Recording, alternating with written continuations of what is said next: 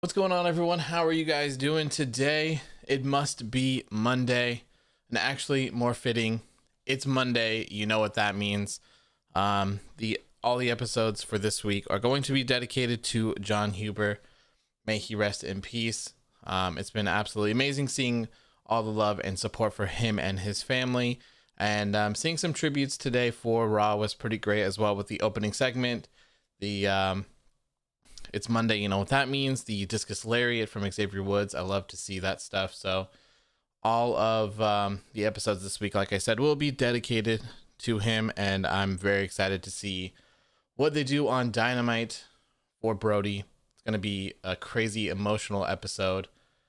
Yeah, but hopefully, we'll have a good discussion tonight. Talk about Raw. It wasn't terrible. It was not terrible. How are you guys doing? How are you doing? Some regulars in here. Alex, how you doing? PWR, Mark, Flash, Naomi, Vanch, Ashton, Brian, how you doing, my friend? Meaty, haven't seen you before. Welcome, my friend. Welcome. La, how you doing? Nice to see you back. Matt Riddle in the stream tonight. Crazy tag team name you got there, bro. Warrior Nation says AJ is just so great as a goofy heel. He is. He's literally like a toddler. He's literally like a 6-year-old kid. Jake, how you doing, my friend? Nice to see you back. PWR says I can't stay long. Love this channel. No worries, man. Thank you for tuning in. Thank you for being a part of the chat. I appreciate it. Xavier Woods' tribute to Brodie was amazing. Yes, it was, man. Yes, it really was. I love to see something the stuff like that. And he posted I think he had an armband or something. So you love to see that. Love to see all the support and all of the love for him and all that stuff. Flash says, good night, Detective AW. Yes, I thought it was pretty good. Which must mean like the hell has frozen over. But you know, the last hour, man, the last hour. How's it going? Davian, if I'm pronouncing that correctly. JVS, how do you think WWE is going at the moment? Be completely honest. I mean, they've been doing terrible, but tonight was pretty decent. I'm not gonna lie. I didn't notice Ricochet's discus lariat. That's awesome if he did that, though. I didn't catch that one. Love to see stuff like that.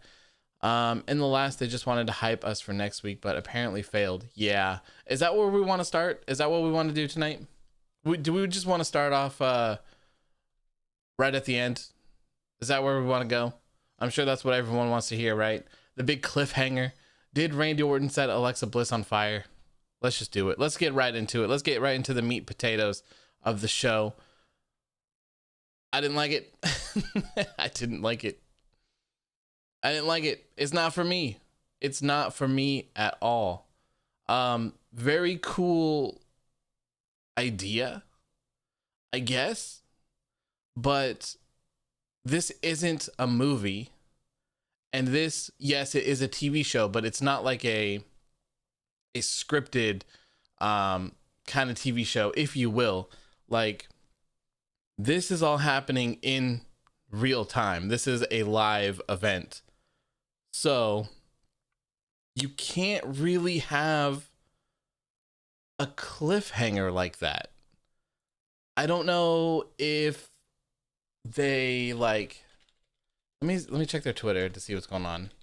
I don't know if they just didn't want to make an Alexa Bliss doll wax figure, or if they couldn't, or if this is something that they couldn't play on TV or something. But I don't like the fact that we just don't know what happened. I don't like that. It's live. Like this happened. It's not like the production of the show just shut down at the very last second. So I think the whole thing was cool. Like, I have no problem with Randy Orton setting her on fire. I have no problem with him not wanting to set her on fire because she wants to. Like, that's all cool. I get it. I like the whole thing. I just don't like how they didn't show us what happened. It just doesn't make sense from like a live standpoint. Like, this is a live show with real people. Like if this was a show, there would be people in the audience who would know what did and didn't happen. So that's kind of like my feeling about that. Let me know what you guys think. Other than that, I mean, I liked it.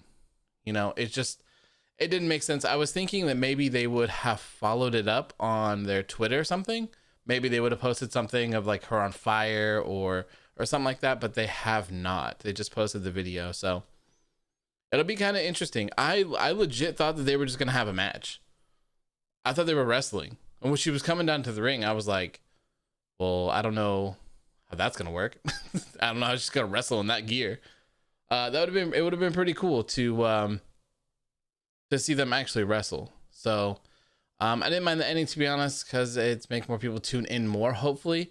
Yeah, I mean, it's possible. It's possible. This was easily one of the best episodes of Raw this year, probably. It was pretty good for the most part. Like, I have a few complaints, most of them minor, and the rest of them just in the final hour, really. Other than that, I thought it was a pretty good show. Even the stuff that I have complaints about that I didn't necessarily like had good matches. Had really good matches. The only one, they did one disqualification. But, you know, what do you expect? What do you expect?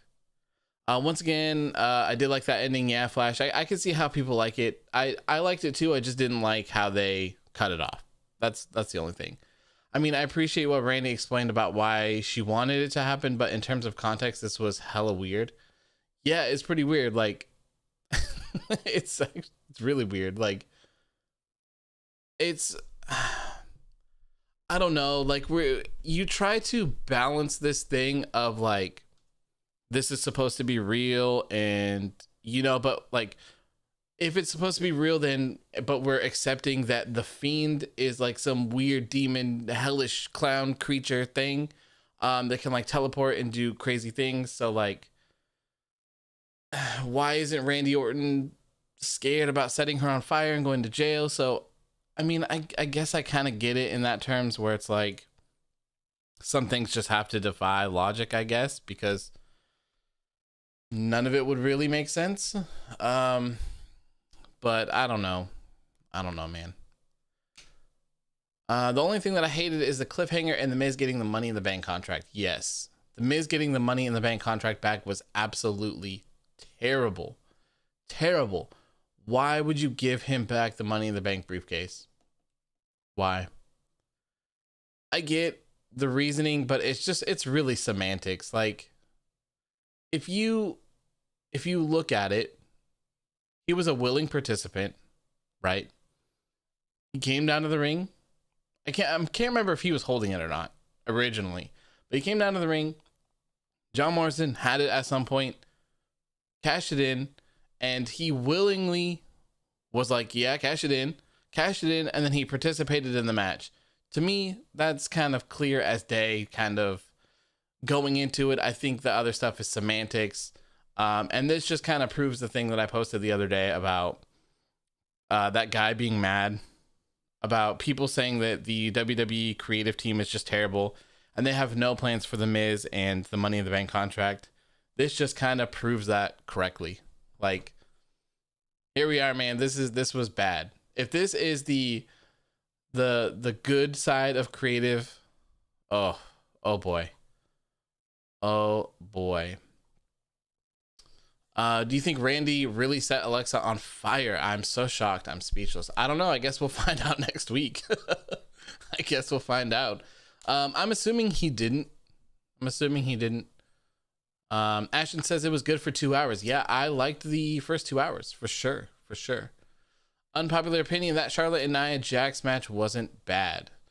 It wasn't the worst thing I've ever seen. No, I think literally almost everything on the show has been light years ahead of the other stuff, and I'm kind of excited to see what the match times and stuff look like tomorrow.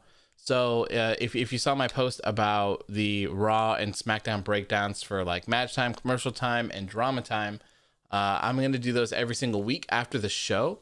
So tomorrow, or yeah, the day after the show. So tomorrow I'll get all the information for Raw, and we will compare the matches and match time for this week and last week to see how they compare. This week felt like a lot more wrestling, and I can't complain about that. So can't complain. I just, with the match ending in a disqualification, that just wasn't for me. Wasn't for me. I think Miz will do a Seth Rollins on Drew. I hope the Miz doesn't win, man. I don't think that's the route to go at all. I don't think. The Miz isn't, like, obviously this is all on WWE, right? They could book whatever they want. So if they wanted the Miz to be credible and to be a legit challenger, they could easily make him that way in a couple of weeks, I would assume. But they choose not to. Gran Metalik got squashed by Jaxson Ryker in 55 seconds last week. And now the Miz lost to Gran Metalik. And this isn't saying anything bad about Gran Metalik either. This is the same exact case of just bad booking. Bad booking. None of it makes sense. None of it makes sense at all. Just got off work. Was Raw good or bad? Deshaun, I would say it was pretty good. It was pretty good. It could, man. Yeah, I would say it's worth watching. It's worth watching. If you have it on DVR and you could skip through commercials and stuff like that, I would say it's worth checking out. Victor, what's up, brother? That big oof match, she needs to realize she's a big person. She needs to wrestle like a big person, kind of like Andre the Giant. Yeah, that match really, I don't know. I don't know what they're doing with her, man. I don't know. I feel like she needs more training for sure. If they're sending people back to the Performance Center to train, you would think it would be her after she injured so many people. I don't understand their decisions a lot of the times. I thought we were getting a Miz and Morrison breakup, though. We still could. We still could. It seemed like there was a more like aggressive side of the Miz tonight, which I was kind of excited for. I thought they were going to kind of start building him up there, but it didn't really happen, and he lost. So I don't know what they're doing. I don't really care. Like I'm not invested at all in it. So who knows? Who knows? Daryl says, who do you want to win the Royal Rumble, and who do you think deserves to win the Royal Rumble? My picks for the Royal Rumble are Daniel Bryan and Keith Lee for the men's, and my women's pick is Bianca Belair. Big Chicken says, what are your thoughts on Ricochet's performance tonight? Ricochet did fantastic. Mustafa Ali did fantastic. I enjoyed that match aside from the interruptions, but I guess that's just to be expected now in the Retribution Foot Clan matches, so whatever. I liked it though. It showcased him very well.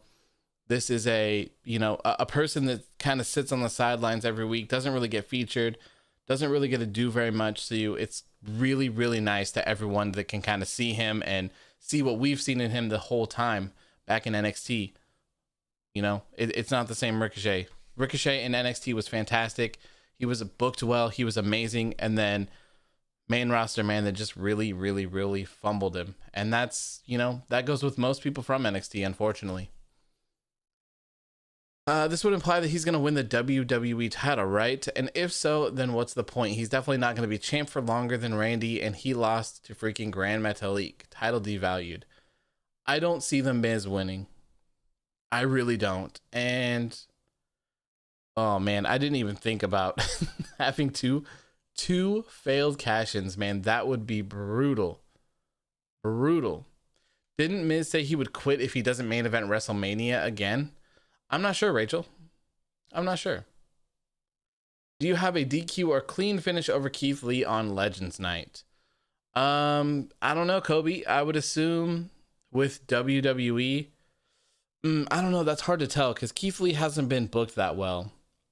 If you remember, Keith Lee just lost to The Miz and Morrison in a handicap match.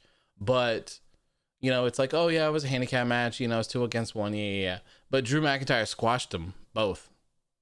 So, I don't know. I could see them going multiple ways. I could see McIntyre winning clean. I could also see Sheamus interfering and somehow having a triple threat at some point, or maybe even that night. That's what I said. Lucha House Party gets buried one week, then they win the next. Yeah, and they're like chasing around the 24/7 championship and getting beat up by the people there.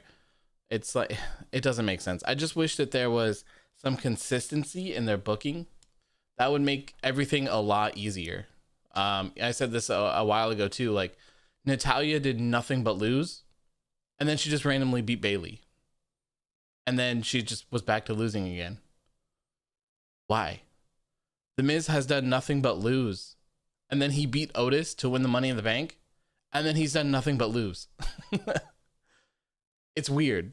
It's really, really weird. I don't get I would love to hear the logic by it. Like, I would love for someone to be like, hey, this is why The Miz loses every week, you know? Because I don't feel like there's a logical explanation for it. I really, really don't. Vange says some superstars like Ricochet, Cesaro, Murphy, and the superstars that can make the Money in the Bank really exciting. They really could. I would love to see, oh man, Cesaro as the Money in the Bank. Ooh, yes, yes, yes, yes. Eric says non-wrestling related. Did you watch Wonder Woman 84? If so, did you like it? Yes, I watched it on Christmas. Christmas night, I watched it after SmackDown. It was pretty good. I thought it was okay. I would have liked to have seen more of Cheetah. I really didn't feel like she was in it that much. And I felt like it was kind of slow for how long it was. It was like 2.5 hours long. But for the most part, I thought it was pretty good. More than anything, I'm just excited to see the real version of Justice League come out. That looks absolutely insane. No spoilers. No spoilers. No spoilers. That's all though. The first one I liked the first one. I did. I just want Justice League. That's all I care about. That's really all I care about. That I was so hyped for that movie, and I was just so disappointed with how it turned out and all that. So I hope they do right by it. It seems like they're really going all out, and there's going to be a ton of people. So I can't wait to see Martian Manhunter and stuff like that. And Ben Affleck as Batman. That's my dude. That's my dude right there. Zack Snyder trying to get him back for that Deathstroke movie. Hell yeah, man. Hell yeah. I'm all for that. All for it. Raphael says, have you watched The Mandalorian? The last episode was absolutely insane. I have not. I have Disney Plus. I really need to watch it. I really do. I will get around to that. I will get around to it. Rated C says, sub AOW, got one question. When the ratings for NXT and AEW come in, how about we just forget about this so-called rating war, because there isn't a war between both companies anymore? I don't think there was ever really a war, but I find it interesting between both of them. I mean, it's, even if it was a war, I mean, let's face it, it's not really a war anymore. NXT is a good show. That doesn't take away anything from that. I still enjoy NXT, but they get slaughtered every single week from Dynamite. So I still like to post them. I post them for every single show that I watch. I find them interesting more than anything. It's weird to me how you could lose 400,000 viewers during the duration of your show. It's interesting to me how you could lose 300,000 viewers from week to week. Whether the show was good or bad or anything. So that stuff just interests me, and I like seeing it. So Real Justice League will be sick. Yes, it will, man. Yes, it will. I already read that. Ben Affleck should get his own Batman movie. Yes, he should. And it's supposed to have Joe Manganiello in it as Deathstroke, like we saw in Justice League. So I love that. Warrior says, are you excited for Robert Pattinson Batman movie? Kind of a little bit. I'm definitely gonna watch it, and I will reserve my judgment until I see it. That's how I feel about that. Watch Soul and Safety on Disney Plus. I heard good things about that. I'm not sure if that's for me though. Big Chicken says, do you think Kyle will beat Finn Balor? I do not. No, I do not. It would be insane if he did, but no, I don't think so. Arrow says, if Vince steps down or passes on, who should take over the company? I think it should obviously be Triple H. If he's able to, I think he could. We'll see. I think it should be Triple H though. I don't see anyone else being able to step in and do any better. Shane McMahon's whole idea was like Raw Underground, and look at how that happened. Didn't really go very well.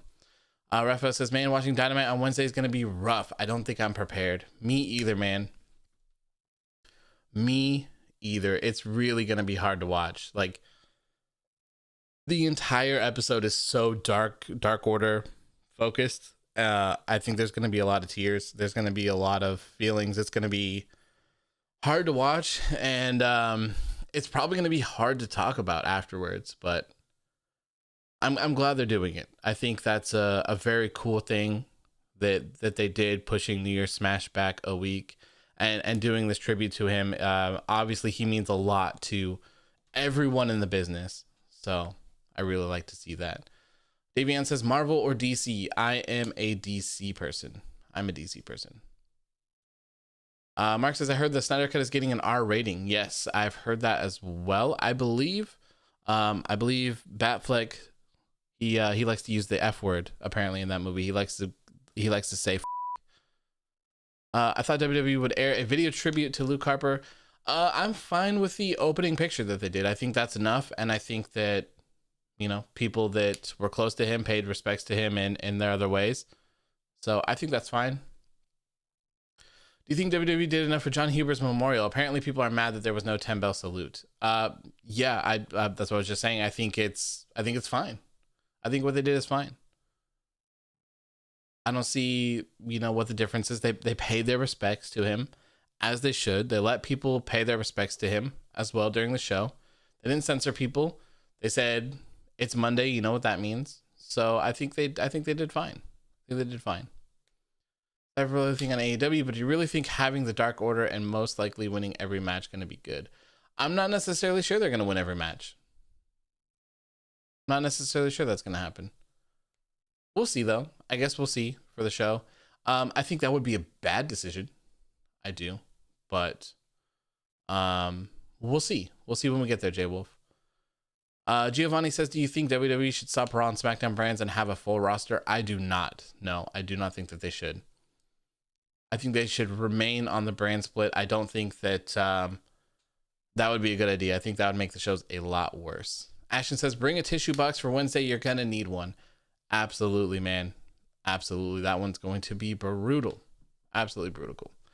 Alex Silver says, do you see the awful article about his death? They said that AEW was hiding his health from the public. Yeah. So if you follow me on Instagram, you will not have seen this, but I talked about it on Twitter because it really pissed me off to see that article. Not only to see that article, but to see the response that those people gave to that article was literally disgusting. Since most of you probably haven't seen it, I don't know, like 12 hours, maybe even less than 12 hours after Brodie Lee had passed, some guy that worked for PW Torch thought it would be a good idea to use his death as some sort of like agenda, where he made an article talking about how he doesn't think it's fair that no one told us, the public, what was going on with Brodie, and that his wife saying that it was a lung issue is not acceptable, and that we need more information, and essentially saying that his family and AEW is simply trying to cover up a case of him dying from COVID. It couldn't be any more tasteless, like absolutely disgusting. I have never seen something so terrible before in my life written by someone. I cannot believe it. Like, I literally cannot believe it. And I said a few things, and I saw a couple other people saying a couple things. And then today I saw someone else that he was like defending him. He was defending him, saying like, well, you're not a journalist, so you can't judge us on what we write. And it's like, no, dude, no. You, that is not how this works at all. Absolutely at all. That is not how this works. And if you want to go that route, right? If you want to go the route of saying, well, I'm a journalist, I write these articles, you're not a journalist, so you can't judge me on them. Well, what does that say about the other guy, right? If you're writing an article about this, you're not a doctor, correct? So you shouldn't be writing about medical things, correct? You're not a wrestling promotion. So why are you writing about what a wrestling promotion should do if you do not own your own? It's that kind of thinking is so ass backwards, and it's so annoying. It literally pissed me off to see all of these people from that company trying to justify what this dude had written. And it's like, Look, everyone makes mistakes, okay? Every single person in this world makes mistakes. Big, small, mega mistakes. It doesn't matter. It happens, right? The best thing that you can do is say, look, I made a mistake. My apologies. I'm going to take this down and I'm going to try to do better next time. Maybe I didn't use my best judgment. Move on. Everyone's happy. We're good to go, right? But no, they say you're stupid. You're stupid. You're not a journalist. So how could you possibly know what I'm talking about? It's like, oh my God. And then after I saw all that stuff, about 30 minutes later, I think the owner of PW Torch went through, handled everything and deleted the article and stuff like that. So that made me really happy because, oh my God, that fired me up. That is really, really distasteful. And I think that every single person that works for that company, that the guy that wrote it, I can't remember the guy's name, and the guy that was defending it, they need to issue an apology to the Huber family for the disgusting talk, trying to cover up a COVID death. Really? Like, come on. And PW Torch needs to apologize to that family as well. They're trying to grieve over a loved, lost one, and this is what you're doing. I'm telling you, if a company killed one of my family members and was trying to cover it up and it was COVID, I'm not going to be on board with that. Why would they do such a thing? Absolutely insane. David says, I never heard people say anything bad about Chadwick Boseman keeping his health private. So why is this a problem that Brodie's family did the same thing?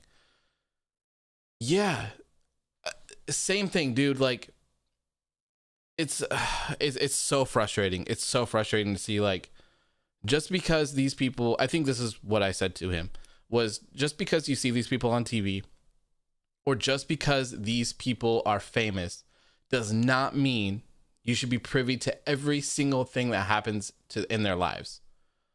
What you see is a TV character, nothing more, nothing left. That's all you get, right? You don't need to know all of the personal details for this person. And like that Chadwick Boseman thing is crazy because he had all the, like, those, what was it, stage 4 cancer or whatever, and he held it in, didn't tell anyone, and he lasted as long as he possibly could and fulfilled the things that he could. That doesn't need to be disclosed to everyone. It really doesn't. So I really hope that someone from PW Torch, I hope that they apologize to his family, because that's the most disgusting thing I've seen all year. It really pisses me off. It really does. I can tell you're getting very mad about the article. Yeah, I think it's distasteful, and it hasn't even been any time. And the thing that they tried to say to justify it was that even if it isn't related, then there should be more transparency in wrestling injuries and sicknesses, kind of like actual sports. So if someone is actually injured, if someone breaks their leg or something, then AEW or WWE should be like, hey, X person has broke their leg. They're going to be out for 4 months, which I can totally understand. But this is not what we're talking about.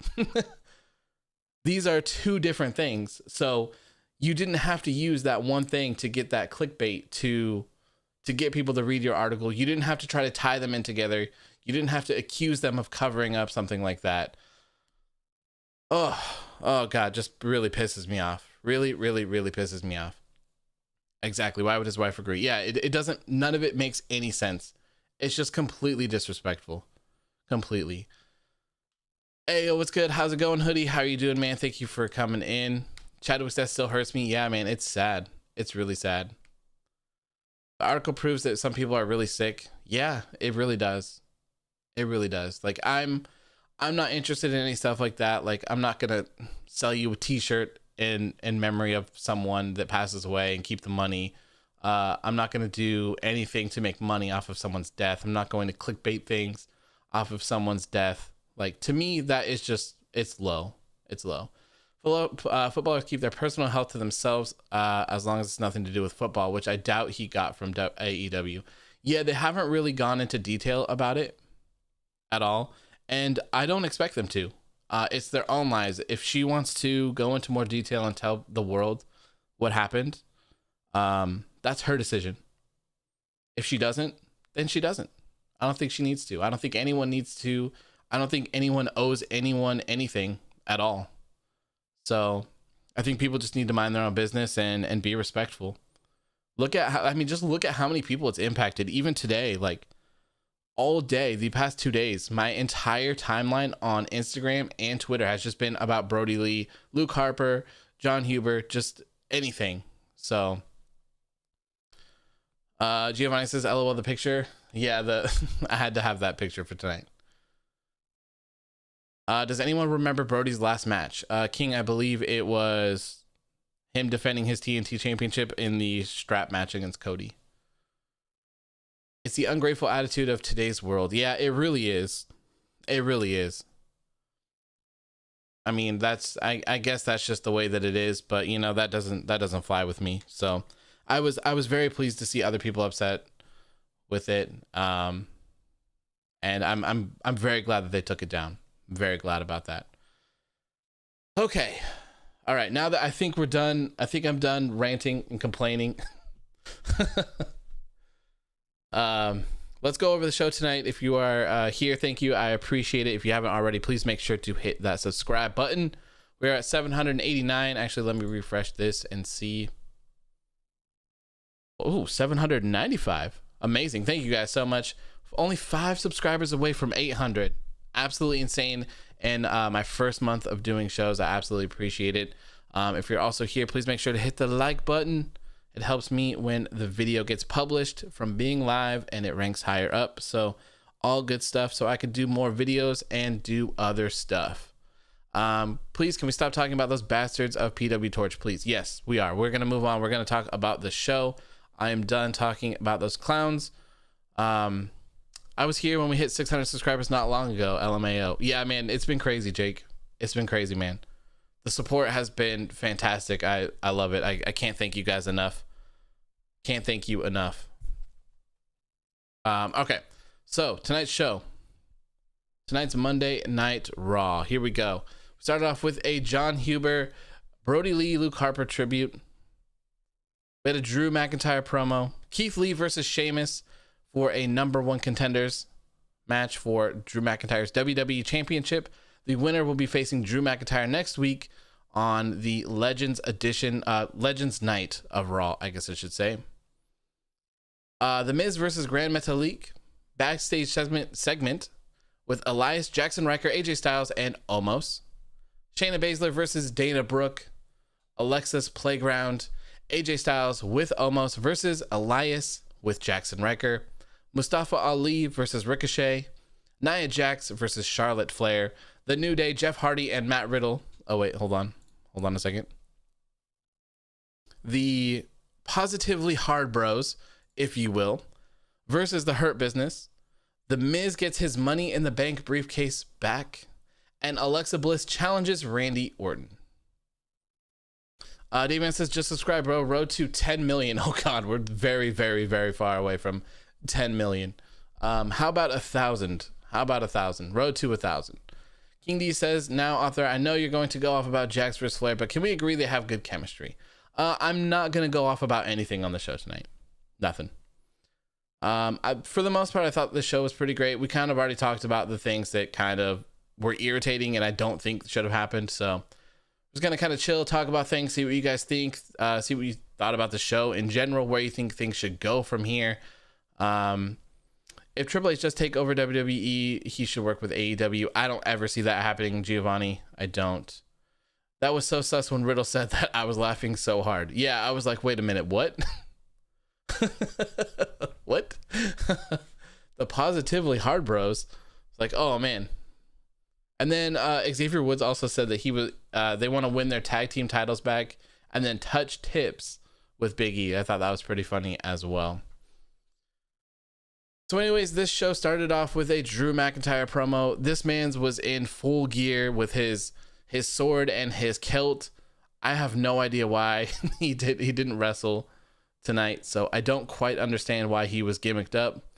I would much prefer someone like that to be clothed and look normal during stuff like this if they're not going to wrestle.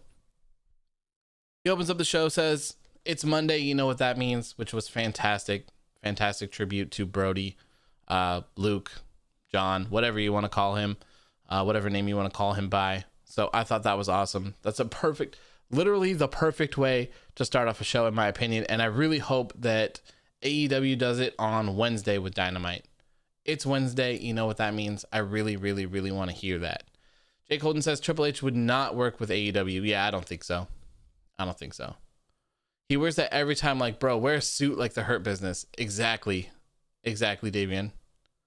Exactly. That's how a champion should dress. He should just be like in a suit, looking badass, chilling on commentary. This man's just sitting there in little panties, walking around all over the place. I don't get it. I don't get it. So he says he doesn't care who wins between Keith Lee and Sheamus. It doesn't matter to him. It's all the same. He's going to retain his WWE championship. So then Sheamus comes out, says they've been working for this their entire careers. To have a match on Monday Night Raw next week would be amazing. Keith Lee comes out next. He says, nah, bro. And he doesn't appreciate the bro kick from Sheamus last week. And now he does not trust Drew McIntyre either. I didn't like the promos between these. I don't know. It's just the promos seem so forced. They seem so generic to me. So then all of a sudden, Drew McIntyre, I mean, this match was already scheduled to take place tonight. So it wasn't like the end of the world, but McIntyre just made the match happen. He called out a referee and said that they were going to start off the show with this match tonight and stuff like that. It's those like weird little things that they do that just really bugs me. Like everyone's favorite authority, not so authority figure, Adam Pearce, was there. So why didn't he just make the match? Or why didn't they just be like, this match is scheduled to start off the show? Like, clearly they have some sort of like schedule, right? Like, they're not just like, hey, these matches are going to happen tonight. Who cares what order they happen in? So I just wish they would kind of do stuff like that. I'm not quite sure why they do this thing where they have wrestlers make matches and make rules and change things that's going on. I don't know. But anyways, this match was pretty good. Sheamus versus Keith Lee, pretty good. Jake Holden says Brodie Lee had so much still to give us. Yes, he did. Rafael says, even if Keith Lee loses next week, at least he's a main eventer that could challenge for the WWE, for the title in WWE's eyes. Everyone else that was a flop from NXT is nowhere near the title picture. That's very true. That is very true. I guess it's not the end of the world to take an L to the world champion in a title match. It's gonna happen, obviously. So that's not the end of the world. I do think that they might change it up a little bit. I haven't seen any updates about what WrestleMania is supposed to look like or projected to look like so far. So I'm not sure. Maybe they will, maybe Sheamus will interfere. Maybe they'll run it back at the Royal Rumble as a triple threat. I'm not sure. I'm so happy if Keith Lee actually wins next week. That would be a shock. You know, Davey, and I'm glad that you brought that up because I was kind of thinking about that. What if they put the WWE Championship on Keith Lee next week? That would be interesting. It would be a shocker for sure. Keith Lee winning the championship when a lot of people are watching. I'm sure their viewership is going to be so much higher next week. Surrounded by legends, familiar faces. It could work. To me, he hasn't been built up to be that WWE champion, but it still could be a very big upset. Very big upset. I was kind of thinking like, you know, if there was something, if they wanted to shake things up, if they wanted to rile people up, get people invested, hurt some feelings, make some people excited, what better way to do it than have Keith Lee win the championship next week? Would be very, very interesting. WrestleMania will have a Hollywood theme this year. Are they still doing the Hollywood theme? Because it's not going to be in California this year. They might. I would assume that they're just going to delay it till next year. WWE pushing AJ's age is sad. Elias talking about it was depressing. Did he? I didn't even hear it. Like, what if they changed the NXT and WWE title? Like, they would start off 2021 on fire. Yeah, they could. They could. Kyle O'Reilly beating Finn Balor would be huge. I don't think it'll happen, but that would be huge. That would be crazy. What if Miz won Money in the Bank as a way to for Keith Lee to win the title without beating McIntyre? Also very possible. Very, very possible. And then you could have Keith Lee and Drew McIntyre at WrestleMania, build towards that, or you could have it at the Rumble, something like that. I don't think it's likely gonna happen. It probably wouldn't, but I don't know, just something to kind of consider. If they really do want to get people invested and change things up, sounds like a perfect way to do it to me. Elias was like, he doesn't have many title moments left. Oh, yeah, that is sad. He's on his last contract with WWE. I'm not sure how much time he has left on it, though. Not sure. Kyle beating Finn would be great. Yeah, it would be crazy. It would be really, really crazy to see Kyle O'Reilly be the NXT champion. That would be crazy to book too. That'd be very interesting. That'd be a very, very interesting time in NXT.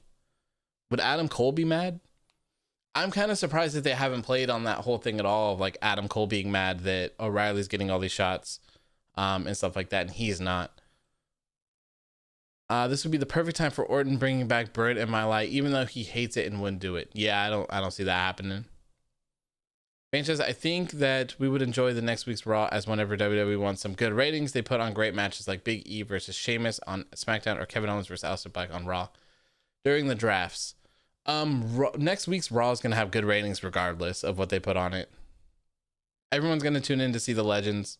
Like literally everyone. They're going to definitely do their best ratings in quite a while for sure. I think the last time they did, oh God, I can't remember who said it, but I think I saw it on Twitter, but someone said they had like 4 million viewers, that the Raw 25, I think. How would WWE book a Keith Lee WWE World Championship? A cool way to do that would be to have him take on the big people. Keith Lee versus Brock Lesnar, I feel like could be a very, very special match. I think like seeing him return and be put in the title scene again, I think would irritate a lot of people, but if he was solely there just to put over Keith Lee, I wouldn't mind. That's not something that I'd be mad about. I'm glad they aren't teasing a UE breakup. WWE have broken up enough teams this year. Yeah, they really have. Is this like the worst year for WWE teams? I feel like hardly any of them have survived.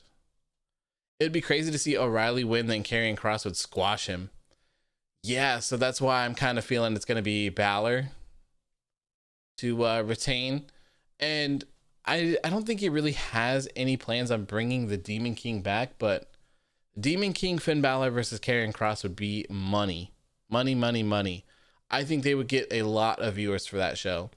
I really do. It's been a long time since we've seen the Demon King. Since not Bray Wyatt, the Fiend's debut match. No, that was just regular Finn Balor too. So it's been even longer. It's been a long time since we've seen the Demon. So that would be ratings money right there. Ratings money. Maybe it could be a way to build to that rumored triple threat. Lee wins the title from Miz. McIntyre wants his rematch, and Lesnar returns to get his revenge on McIntyre. Maybe. Probably not, but possible. I could see that. I could very well see that. It would make sense. I wouldn't be mad at that either. I really wouldn't. I mean, as long as Lesnar doesn't win, I think that makes everyone else look better. Especially if it's Keith Lee, because Keith Lee is so talented, man. He's such a nice guy from everything that I've seen. Everyone loves him. He just seems so kind. He definitely seems like he needs to be pushed. And I don't know, it just seemed kind of off. Like his match tonight, it just seemed kind of different. It didn't seem like his normal NXT self, if you ask me. What I'm saying is that we just won't see only legends, but also good matches. I'm not sure what to expect next week. I mean, this episode was pretty good, so I'm sure they'll have some other stuff in there. I agree, but who would win? Keith Lee. Keith Lee. if you ask me. On a WrestleMania stage, Keith Lee, for sure. What if someone in UE members get kicked out and gets another member? Who will it be? I don't think that would ever happen. They did an interview, and I can't remember who it was or if it was all of them. They didn't even want Roderick Strong in Undisputed Era, but they ended up bringing him in, and now they're happy and they don't want to add anyone else. I think they said they might consider adding a woman though, if I remember. It's been a long time since I saw that. I would love to see a pay-per-view where instead of a battle royal match, it should be a gauntlet match where every wrestler in Raw and SmackDown and NXT, and whoever wins gets a championship opportunity.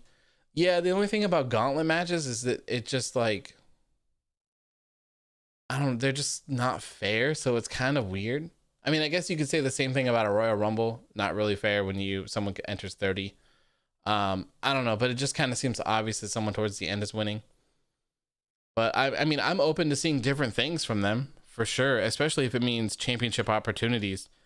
They're so lazy with those right now, crowning number one contenders. So it was crazy to see a number one contenders match tonight. I really wasn't expecting that. So that was kind of cool. I wish they would have tournaments and stuff like that, or even just normal matches, where they're like, hey, Keith Lee's been beating the hell out of everyone, picking up some wins. Sheamus has been doing the same, even though neither one of them have. So it's like, hey, put them together. Winner gets a shot at the title. Makes sense. Everyone is happy. Jake says UE will probably do bad in main roster. Yeah, I don't think they'd survive. I don't think they would. Maybe at first, maybe for a little bit, but not for long. Not for long at all. And that's even if they could survive. It seems like most people get one match, one shot, and after that, it's just they're gone.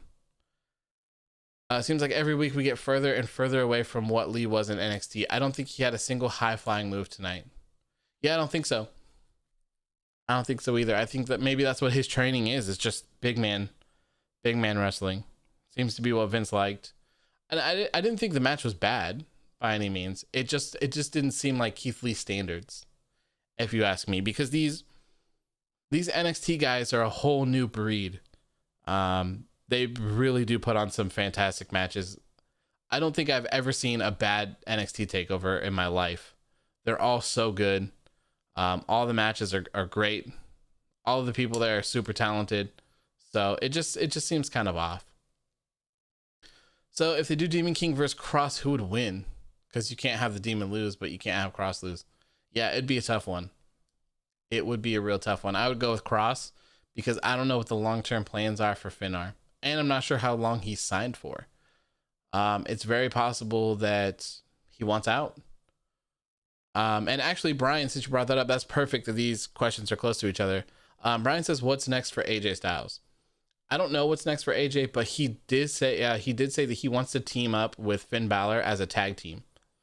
So maybe when Finn is done with the NXT Championship and NXT, maybe he'll go to NXT UK. He was supposed to feud with Walter for a little bit. Maybe he'll do that. And then maybe he'll come back and he'll do some tag team stuff with AJ Styles. I think that'd be pretty great. I would love to see them paired together. I really would. Vince just took away some of the main moves that made Keith Lee a special superstar. Yeah, I hate when they do that. I can't stand it. Let these people be the people that everyone fell in love with. Like it's that simple. It really is. We fell in love with these people for a very specific reason. So don't change them. Don't change them. Let them be those people. That's why they're here in the first place. So crazy. Alex Silver, can Scarlett wrestle? Yes, she can. Yes. Which I'm very surprised they haven't had her wrestle. Very surprised. Has the Demon King ever lost? Yes, I believe so. Right? Demon King, Finn Balor losses. I don't know. He lost one match to Samoa Joe at NXT TakeOver The End. So no, I don't think he lost on the main roster. Also, he did botch his tope con hilo in that triple threat against Strowman and Sheamus, so maybe they took that into account because he almost injured himself. That's very possible, but that is who he is, man. That's why we all love him. So, don't change him. Don't change him. Even with Ricochet, sure, he still does high-flying stuff, but I can't remember the last time he did a 630, which is like his most impressive move. Yeah, and they just, like, Ricochet, they just don't let him shine. His matches are like 3 or 4 minutes long. So tonight was like one of the best Ricochet matches we've seen probably in forever on Raw or SmackDown. When he got called up with Aleister Black and they just threw him in a tag team. Ricochet was a huge star in NXT, so very disappointing to see them downplay him on the roster because he's so good. And he's been like, if I had to use the word buried, I think Ricochet would fit it perfectly. He's been buried the entire time. He hasn't really done anything of importance in a long time. He just loses. This storyline is terrible. So hopefully they'll carry him out of this since he's not going to join Retribution. Maybe he should form a team of his own. If they want to get Ricochet over, maybe he should beat Retribution and just kind of kick them out of the WWE forever. That would instantly propel him to like the main event scene. He would be like the most loved babyface in the entire company for getting rid of Retribution. It's terrible. Absolutely terrible. What if Karrion Kross and Scarlett start their own faction? They could. It'd be interesting. Loa says, so they can let Big E be himself, but can't let Keith Lee be himself. I don't understand.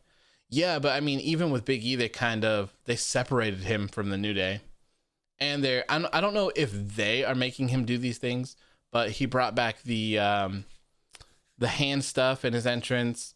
His music is different now. He's not using the New Day entrance music. So they are separating him a little bit. I think it's only a matter of time before he's completely separated. I think they're going to do it in like a slow burn where, first is his music, change up his entrance. Then they'll maybe start changing his attitude. Then his attire will change and blah, blah, blah. And there you go. Now you got yourself another big man. Another big man. Do you think WWE should bring back the spin wheel of random matches like in the past? No, I think they should just focus on stories. I don't want to see them do any gimmicks. They can do gimmicks later. Focus on good stories and good matches. That's all I want to see right now. PWR says, I'm back. Welcome back, my friend. Welcome back. I just don't know what to do with Ricochet, to be honest. Vince loves to push his big guys. Yeah. I don't know, man. Maybe it's not going to change. It'll be interesting to see, because I think most people thought that this episode was pretty good tonight. So it'll be very interesting to see how it compares to last week in the ratings. Same with Dijakovic. His matches with Keith Lee were like matches of the year caliber. Now he's in Retribution, and his name is Teabag. Yeah, man, I feel so bad for him, man. I really do. I feel so bad for him. This whole thing has been terrible. He's extremely talented. I was there at NXT Portland when him and Keith Lee fought. It was so good. It really sucks seeing people so talented just stuck in like some crappy limbo. And the worst thing of all is just seeing him defend it. That it hurts. It crushes my soul to see them defending Retribution and pretending that it's good and that they're actually winning and the stuff that they're doing actually matters. So NXT UK is the only good thing on WWE and maybe NXT USA, but even that is not the best. So if you were here for my Sunday stream, or I guess yesterday, I watched that NXT UK match with Walter and Ilja Dragunov. That match was crazy.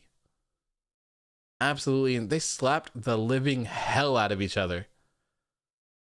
Dragunov's chest was like just torn to shreds. His back was like that too. His neck was like that. He was bleeding out of his mouth. He was like moaning in pain the entire time. Like, I've never seen a strong boy match like that. That was crazy. Absolutely crazy. I'm gonna go through and watch the some other stuff. There's the Heritage Cup match that I wrote down from Sunday that someone else said to watch, and I think there's Trent Seven and A-Kid was the Heritage Cup match, and I believe that there is another Walter match that I need to watch as well. The smaller guy, I can't think of his name. Tyler Bate and Walter, I think, is the other one. So I need to check those out. I'm not sure. I probably won't start watching NXT UK just because it's so much content to consume, and I don't want to watch wrestling during the noon, like the afternoon time and stuff like that. Jake Holden, Walter vs. Bate at NXT TakeOver UK Cardiff is my favorite match ever. Yes, that's the match I'm referring to. The one at Cardiff. Yeah. I need to go watch that. Maybe I'll watch it tonight as well. That other match was fantastic. It was like 30 minutes of just bliss. So good. Can't WWE bring Ricochet as Prince Puma, align him with the Lucha House Party, and make a trio just like Death Triangle or something like that? I like that it's only an hour. Oh, yeah. It's good that it's only an hour. It's much better. Still like other NXT. I don't think Ricochet as Prince Puma works. They probably don't own the copyright for that. And Vince doesn't like other people's creations. And I don't know. I feel like pairing him with Lucha House Party would be kind of weird. Tyler Bate and Walter was insane. It was rated like 5.5 stars by Meltzer. I got a Walter shirt for Christmas. He's my second favorite wrestler right now. Who's your first, Jake? Who's your first favorite wrestler? Yeah, so maybe I'll watch that tonight. Maybe I'll go through and watch that tonight. Can always use some more good wrestling. There's also someone said that there's a Luke Harper section. Let me see if I can find it on the WWE Network. So I kind of want to go through and watch that as well. Of course, it locked me out. I'm not sure where this section is though. I'm confused. Are Trent Seven and Tyler Bate not a tag team anymore? I have no clue, man. I have no clue. I do not watch that show. That's the only one that I've seen so far was that one, and I just watched the match. I skipped everything else. I didn't watch any of the rest of it.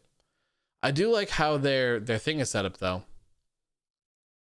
Their whole arena and stuff, I really like it. It's pretty good, and also the way that they do the virtual crowd is so much better than seeing like 1,000 of them in the ring or on the side. I don't see it in here. Maybe it's under featured. Trending, continue watching, recently added.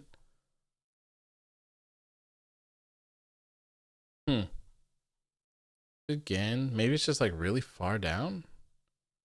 Celebrating Luke Harper. Okay, it is. It's really far down on the first page. Luke Harper's greatest moments. WWE, formerly known as Jason Jordan versus Luke Harper, Harper versus Ziggler, Randy Orton versus Harper. Harper leads WWE reporters to Bray Wyatt. It's just a 49-second clip. Wyatt family arrives on Raw. So it's a pretty big list of stuff. Luke Harper sees things on main event. Ooh, the Shield versus Wyatt family from Elimination Chamber 2014. That is certainly one to watch as well. Yeah, so there's some good stuff in here. I'll check this out as well. Check this out. AJ Styles is so good, man. That was a great match. It was pretty good. It was pretty good. My favorite wrestler is Sheamus just because he always has been my favorite for some reason. Nothing wrong with that. Sheamus is great. Sheamus is great. I wish he was booked better. One of my favorite tag teams is The Bar. I loved Sheamus and Cesaro paired together. It was insane. The Bar is absolutely incredible. From NXT UK, I would suggest the Fatal 4-Way tag ladder match from TakeOver Blackpool 2. All right, maybe we'll have to do like a post or something to where like we can put the best matches to watch for NXT UK or something, and you guys can comment on them because I'm never going to remember these. Yeah, The Bar was great. Such a great tag team. Yeah, I loved it so much. It's very sad that they broke them up.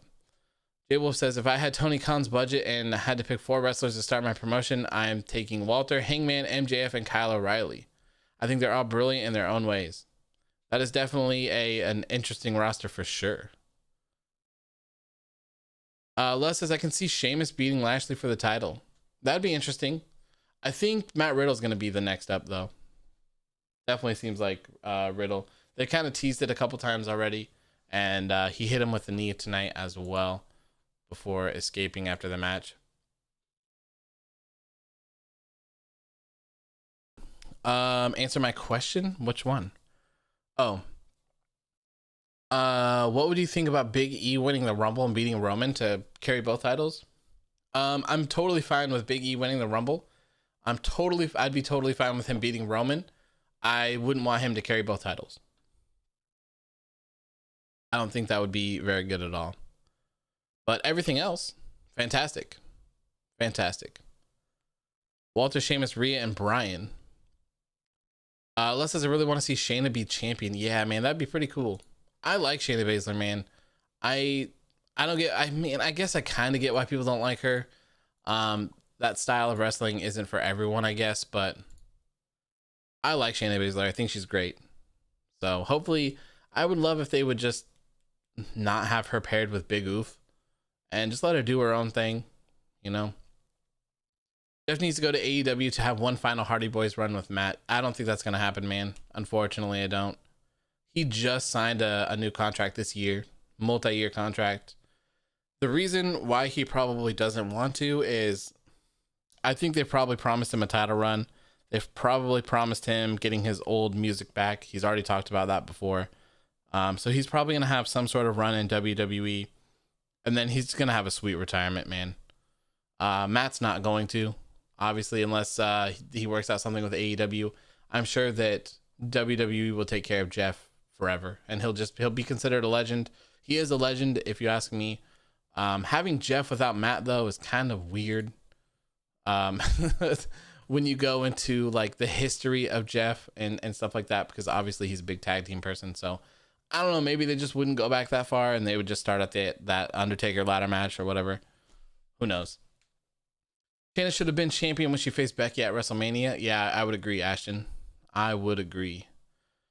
Jake says, Shayna Baszler is one of my favorite women's wrestlers. I'm an MMA fan, and that's probably the reason. Yeah, that makes sense.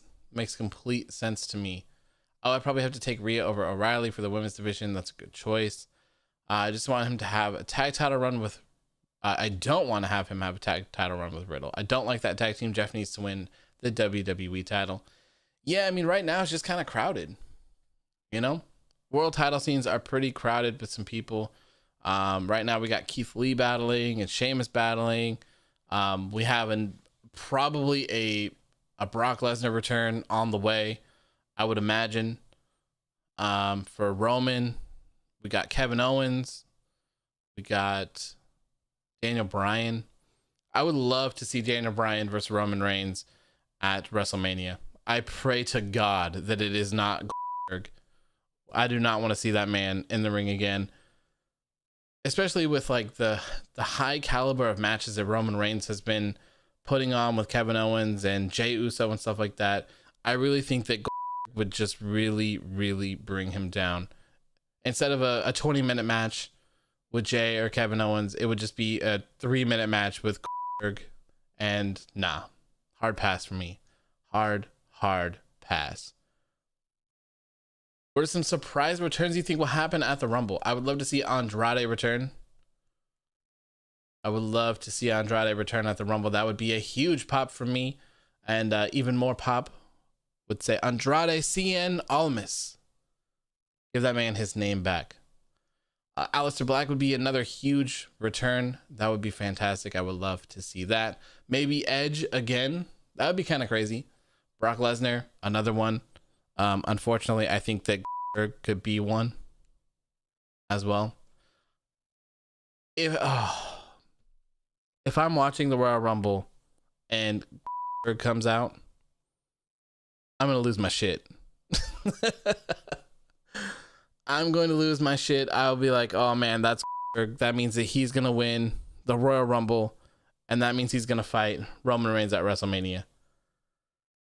Oh man, that'll be brutal.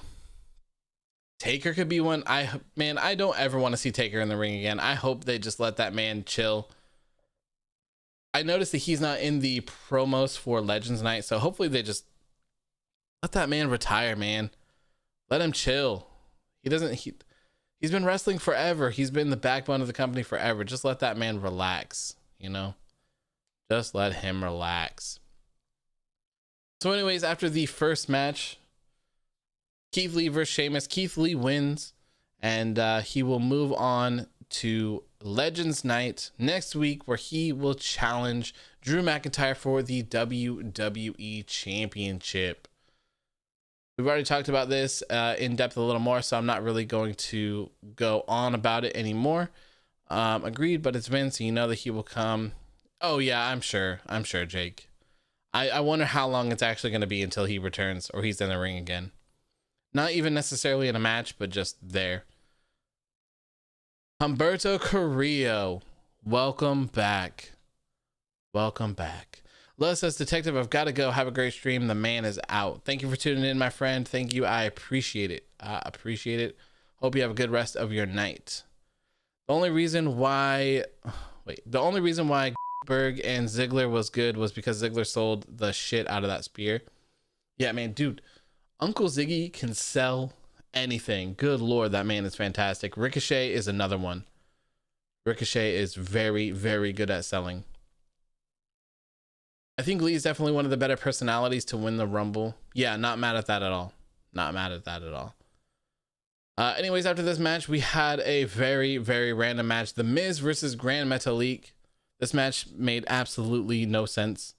I don't understand why this was made, but they did try to make a little bit of sense of it, which I can appreciate, actually. So, essentially, I believe what they were saying is that they were making fun of him for losing the Money in the Bank briefcase. So, seems like a good reason to wrestle.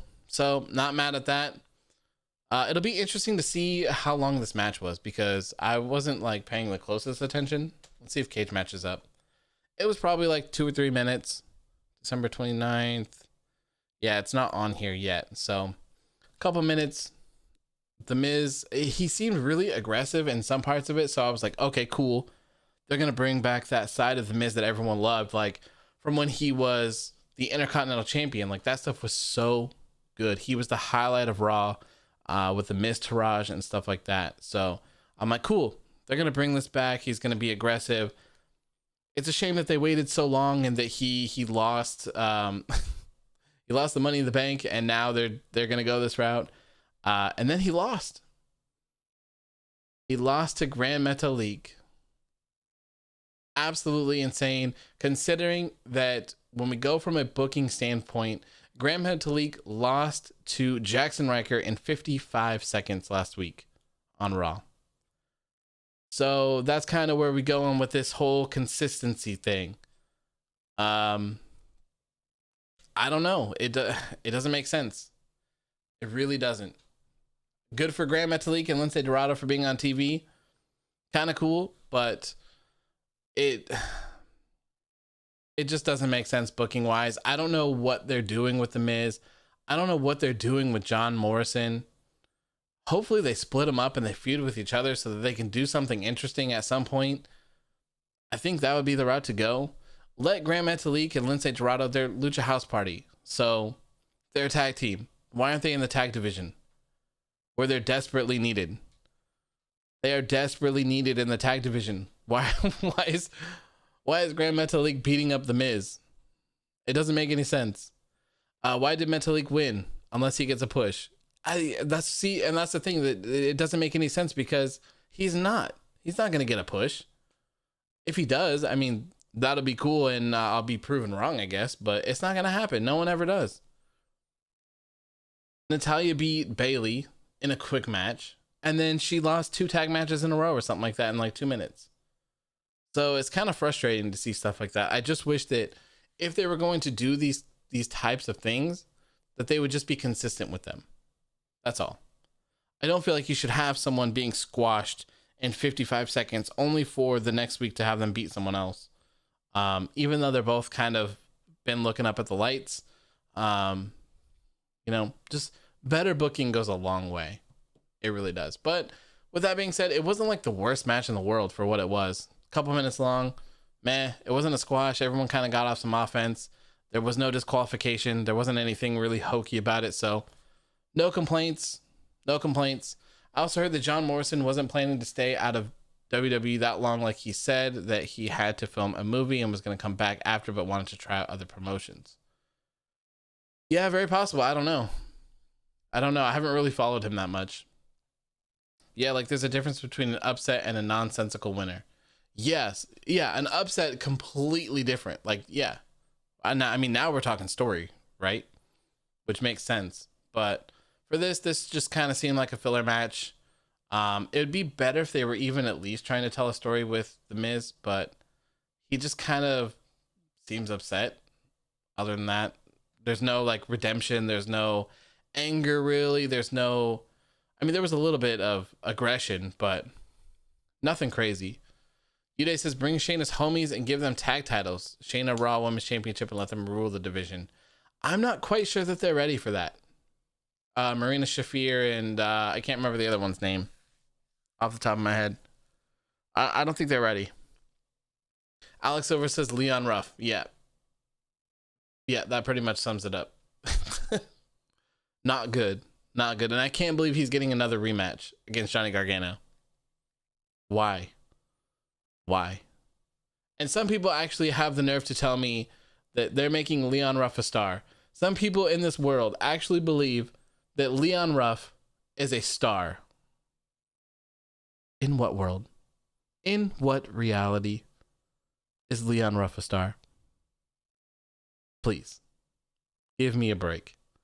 And that's not to say that Leon Ruff's not talented. None of that.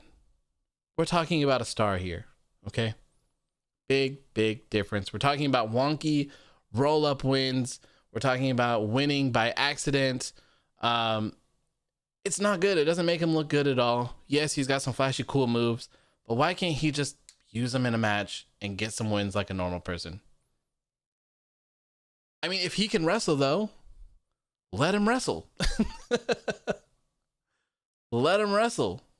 That's all you have to do. Let him wrestle. Gotta watch the Leon Ruff matches. He's really talented. If he's very talented and he can wrestle, let him wrestle. Jessamine Duke. That, yep. That is the other name. Thank you, Intrapager.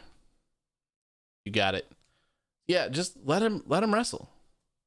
Frick yeah, says Francisco. Frick yeah, man. Frick yeah edition of the show. Didn't he lose on Raw in multiple squash matches a few months ago? Yeah, he lost to Aleister Black like all the time.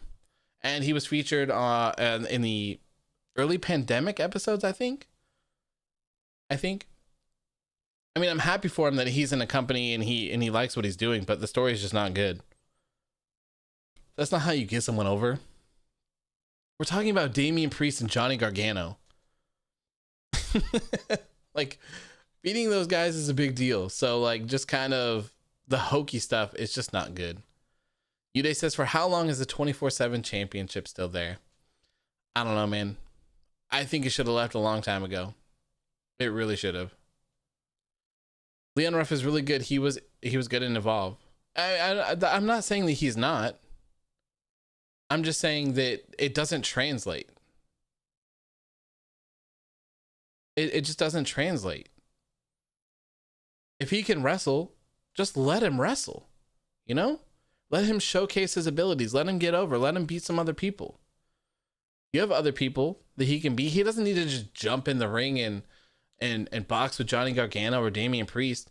And if he does, why not make like an actual story about it? If he wants to hop in with Johnny Gargano and Damian Priest and get a win, that's fine. That's an upset, right? But then in the triple threat match, Johnny Gargano and Damian Priest were tossing him around like nothing. They were no-selling the hell out of his moves. They didn't care that he was in there. It didn't make any difference. So you just kind of like devalue him at that part too, because the people in the match aren't even taking him seriously. So just let him wrestle. That's all you got to do. People will care. People will get invested. People will want to see him do better. And there you go. Can Frick yeah be AJ's new catchphrase? I hope so, because I thought that was really funny. It was great. I had to use it as the topic picture of the night. Time Lord says, just let him wrestle. I feel like that same terminology can be used on all WWE wrestlers right now, especially ones like Mustafa, Ricochet, etc., etc. Yep. Absolutely. You have all of those people that are really good that get to showcase their stuff sometimes. Just like you said, Mustafa Ali, Ricochet, Buddy Murphy's very talented. Aleister Black is very talented. Cesaro, very talented. Shinsuke Nakamura, very talented. They don't let these people shine. They kind of take away their movesets and kind of book them poorly, and it just kind of is what it is. Then they fizzle out and they're like, oh yeah, well, these guys suck. And it's like, no, they don't.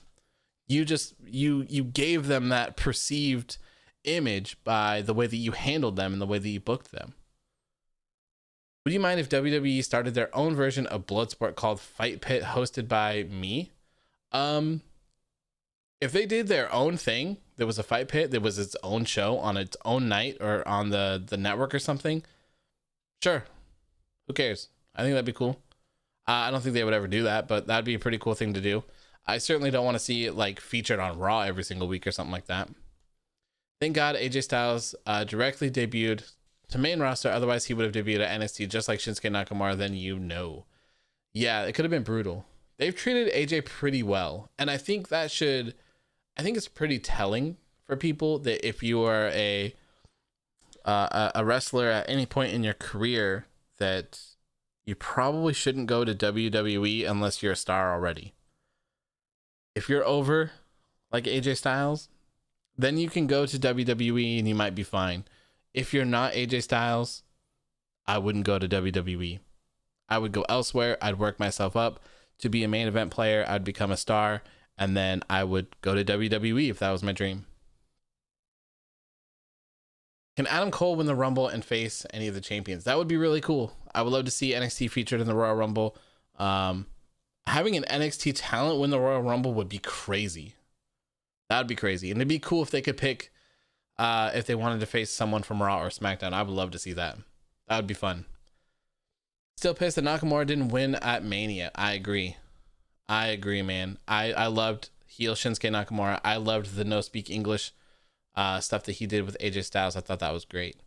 Nakamura either has to get a good push or get the hell out of WWE because he's getting treated like trash there. Yeah, Hunter, everyone just says he wants to surf. So I don't know. Everyone says, who cares how Nakamura is pushed? He just wants to take pictures of water towers and surf. If that's true, cool for him. If not, I still want to see him pushed and used better. He's very talented. I still believe to this day that Shinsuke and Andrade should have been world champions. Yep, I would add Cesaro to that as well. Absolutely. So after this Miz and Gran Metalik match, we were blessed with this great backstage segment with Elias, Jaxson Ryker, AJ Styles, and Omos. Elias was backstage playing some music when Omos was beating on the door for 2 different segments. They finally opened the door, Omos busted in with AJ Styles right behind him.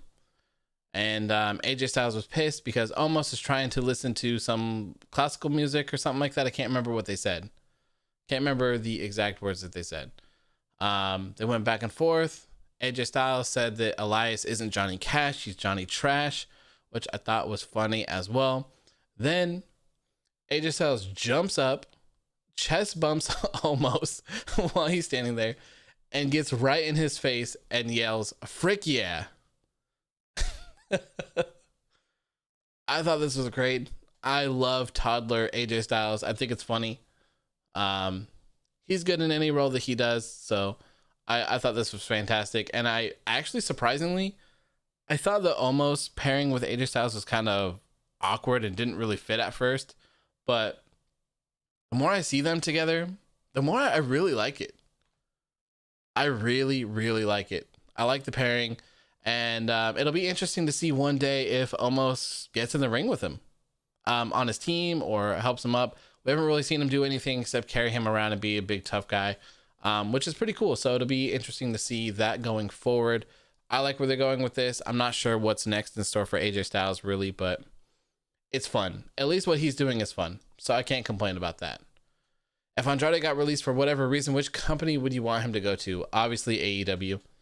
That's going to be my default answer for most people. But that, I guess that would also depend on where Zelina Vega went. If she went to Impact, I would love to see them get reunited if that were the case. I don't think Andrade would get released though because he's engaged to Charlotte Flair. So, they'd be causing some troubles with that for sure. AJ Styles is a national treasure. I agree, Warrior. I agree. He's fantastic. Davian says, I heard a report that when Nakamura faced Cena, he did an exploder suplex on Cena and Cena landed on his head and Vince got pissed, even though Japanese wrestling is what they do all the time. Very possible. Very possible. Those New Japan guys, man, they have necks of steel. It's insane. Like, just seeing all the stuff that Kota Ibushi does, it crushes my soul because it's just so brutal. It's so brutal seeing all of it. Which Wrestle Kingdom is coming up soon. So if you guys like that kind of stuff, that is on the 4th and the 5th. And I will be covering both of those shows as well. To be honest, AJ could put on a 5-star match with a broomstick. Absolutely. I agree with you, Time Lords. I still don't think AJ needs a bodyguard, but so far it's working. Yeah, I don't think he needs one either, but I think it's an interesting dynamic and it's kind of a fresh change for someone. I mean, AJ Styles had the same gimmick since the beginning of time, so it's kind of cool to see just a little bit a different dynamic with it. AJ Styles is gold and everything. I completely agree. I love AJ Styles. I'm actually kind of a fan of Omos. He's not your generic intimidating big man. He's got like low-key humorous personality. I think it's really cool dynamic. Yeah, I agree. I like it. I think it's working. I'm not sure what the end game is with him, but so far I really like what they're doing. It's enjoyable. Did you see the Pat McAfee stuff today? Are you talking about the thing where they said he was done in WWE for a while or something? Warrior Nation says Kota Ibushi's neck is made of rubber. Yes, it is. That guy is insane. Giovanni says, do you think WWE made a mistake of Miz getting back his Money in the Bank? I do. I'm not sure where they're going to go with this. But at the moment, I don't like it. I do not at all. I like almost purely for the amount of drip this man's exudes. Yeah. Should WWE unify the tag titles? Absolutely. Fabian says, I seen Ibushi head bump himself at Wrestle Kingdom this year. I was like, what the fuck? Yeah, dude, the guy is crazy. Guy is crazy. Nakamura could probably win the WWE title at Extreme Rules 2021 since he's undefeated when it comes to Extreme Rules. I'm down for a Nakamura title run. I don't think it's going to happen, but I would love to see it. I really would. Rated C says, AOW, have you ever watched MLW? I have not. I need to watch MLW. I know I need to watch that. I need to watch Dark. I need to watch NWA Power. I've heard fantastic things about Power. I just need to find the time. To do it. Yes, he spoke about it on a show today saying they were dumb or something like that for saying it.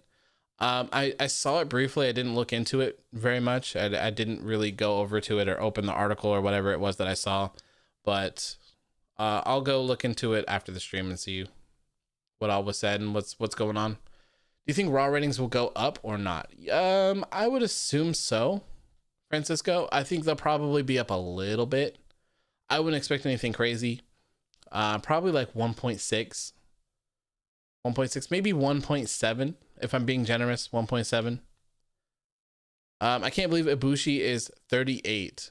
Really? Crazy. I really wish, I mean, Ibushi's doing great in New Japan right now, but I really wish he would have went to AEW with Kenny. That would have been pretty cool. Hopefully there is a crossover at some point between those two companies. I think there definitely should be. I think there's a lot of benefit there, especially for New Japan. So that would be really cool to see. Next up, we had Shayna Baszler taking on Dana Brooke. Again, not a bad match. It wasn't that short. Dana Brooke got in some fantastic offense against Shayna Baszler. Shayna Baszler looked fantastic. Got in a lot of offense. Looked dominant. No complaints. It's nice seeing other people be featured and stuff like that. Shayna Baszler tapped out Dana Brooke. And then afterwards, she attacked Mandy Rose as well. So it doesn't look like this feud is over. And it's kind of interesting to think about because we have Shayna Baszler, who's still teamed up with Big Oof, who is feuding with Dana Brooke and Mandy Rose.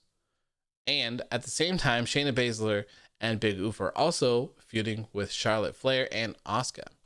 So maybe they will keep up this kind of triple feud type thing. and have a triple threat match, another one. I don't know. But I do like seeing other people get featured. It's good, especially when it's not a squash match. This match was probably like 4 or 5 minutes long. It was not bad at all. Ashley says Dana has improved a lot. I thought she'd be released a while ago. Yeah, I mean, it seems like people are working on their craft and they're getting better. It's probably easier for them to train now since they're all in one spot and they're not traveling and they're not, they don't have a crazy schedule or anything. So maybe that's the reason why. Jake says, good night, bro. Take it easy. Have fun with the rest of the stream. Thank you for tuning in, man. I really appreciate it. Hope you have a good rest of your night. I would love to see some of the New Japan guys in AEW. Me too, man. Me too. That'd be a lot of good stuff. There really would. Would you like Nakamura for U.S. champion in the future? I mean, as long as it's like fitting, if there's a story involved and they're actually going to have him defend it and stuff like that, sure, I have no problem with that. I had a problem with it the last time because they kind of just like, it seemed like maybe he was unhappy or something, and they just slapped it on him to be like, hey, we appreciate you, so here you go. Hold this title and just do nothing with it. And just don't show up on TV, don't wrestle, don't defend it, don't do anything, just hold it somewhere. Next week, Brock Lesnar come back and attack Drew and Keith Lee. Then at Royal Rumble, there will be Brock versus Drew versus Lee for the championship. That'd be cool. I think that's a WrestleMania match, though.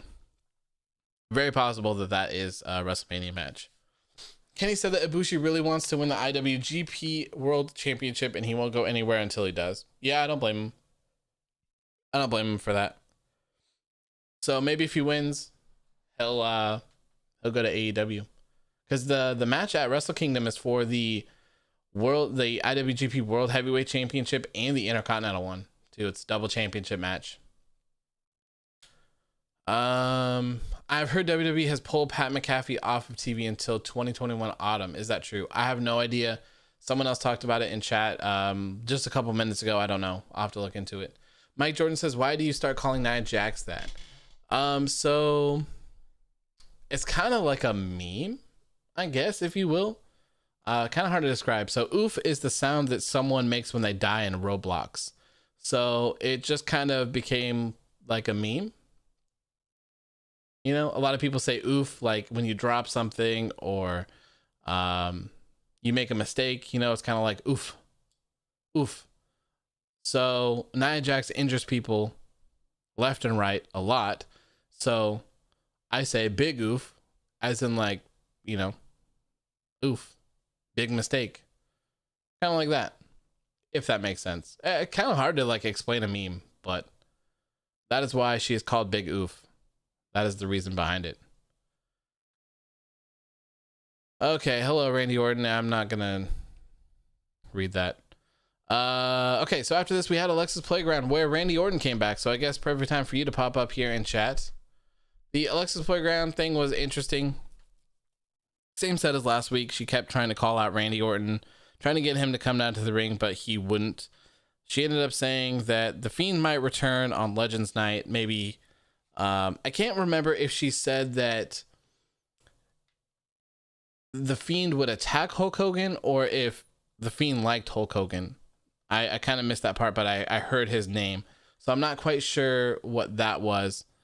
But anyway, she tried to call out Randy Orton. He wouldn't come in. So she ended up challenging him, and he showed up on the Titantron in the Firefly Funhouse. So kind of interesting. He went on a little rampage there, destroyed some things. I believe he ripped off the head of Ramblin' Rabbit, man. Rest in peace. Rest in peace to my man, Ramblin' Rabbit, once again. Always dying. This is like his 7th death. He's like the Kenny. The South Park's Kenny of WWE. Anyways, Alexa Bliss ends up challenging Randy Orton. I had assumed that she challenged him to a match. That was my assumption.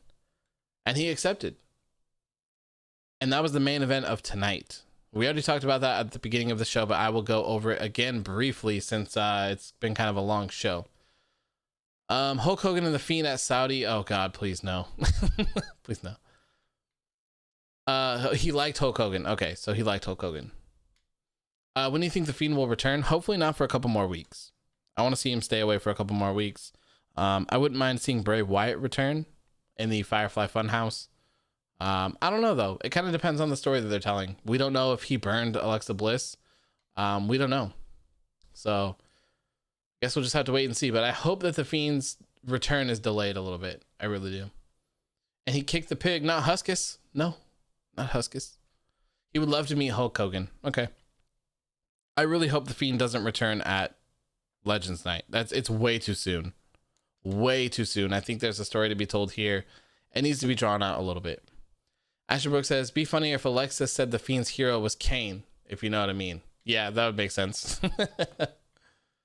I thought Alexa Bliss was going to put a Fiend mask when she grabbed that present. So I thought that when the lights went down, I thought she was going to be like full gimmicked up as like a female Fiend. That's what I was expecting from tonight. Kind of disappointed that we didn't see that. I think it'd be cool if he suddenly returned, like we just see the gloves at first, then the arms, then the new Fiend. Yeah, I wouldn't be mad at that. I just don't want to see him in person. I'm not mad at any sort of hints or like any sort of like hyped up videos, kind of like what we saw before with Mercy the Buzzard in a box and stuff like that. I don't mind any of that. I just don't want to see him attacking people as the Fiend. I don't want to see any of that. I think it needs to be a while. What if the cult leader Bray comes back in honor of Brodie Lee? I don't want to see that either. There's a clear story that they're telling here, and I don't think that fits in. And Bray has paid his respects to Brodie in an Instagram post, and it was beautiful. It was very difficult to read.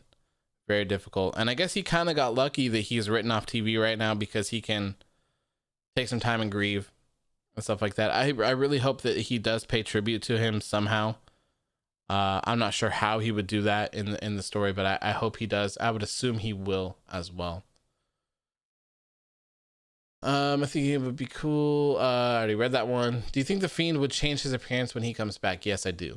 I do think that we will see somewhat of a different Fiend when he returns. What if the cult leader Bray comes back? Oh, I already read that one as well. For some reason, I thought Bo Dallas would come back and attack Randy Orton. I wouldn't be mad at that either. I've considered, like, I've thought about how it would be if Bo Dallas came back and returned and was like a part of the Funhouse and stuff like that. I don't get what they're doing with him. He hasn't been featured in a very, very, very long time. He still works for them, so I'm not sure where they're going with that or what they're doing. So it would be crazy if Bray is gone for like past WrestleMania. Oh God. Oh, I think that's too far.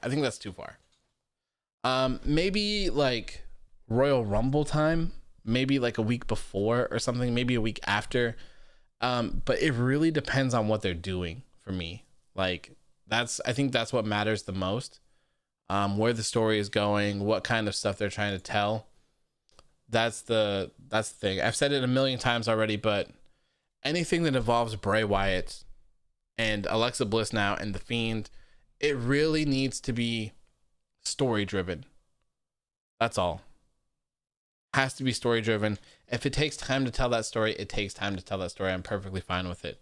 I have a lot of faith in Bray Wyatt and what he does and what he's able to tell. So I'm excited for whatever's next. And the teases that I've seen from the guy that created the mask that I posted on Instagram a couple days ago or last week, right after TLC, I'm excited for that as well. Colin says, hey bro, not a comment about wrestling, but you are the GOAT and I'm a big fan. Keep up the good work. Legend. Thank you, Colin. I appreciate that, man. Means a lot to me. Thank you. How would it be Nikki joining Randy with a new gimmick, just like Randy, them feuding and returning the Fiend? That'd be interesting.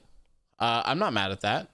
There was a rumor that, I mean, I don't know how far this was, but one of the rumors for WrestleMania is Bray Wyatt and Alexa Bliss versus Edge and Beth Phoenix. So maybe that'll happen. Maybe that will be hinted at next week. If Alexa Bliss is there, if Beth Phoenix is there, there could be some stuff going down there. A lot of people think that Edge might be there as well, since, you know, Beth Phoenix will be there. So who knows? Almost beating Goldberg can definitely make everyone like Omos. Yeah, Certainly. That would be best for business. Yes. Yes, it would. Okay, so after this Alexa's Playground stuff, we had the match with AJ Styles taking on Elias. This was another good match tonight. The match quality was fantastic for the most part.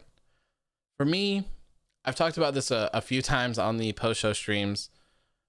I really like this way. Like, if I were Booker Man 5000, this is how I would book shows.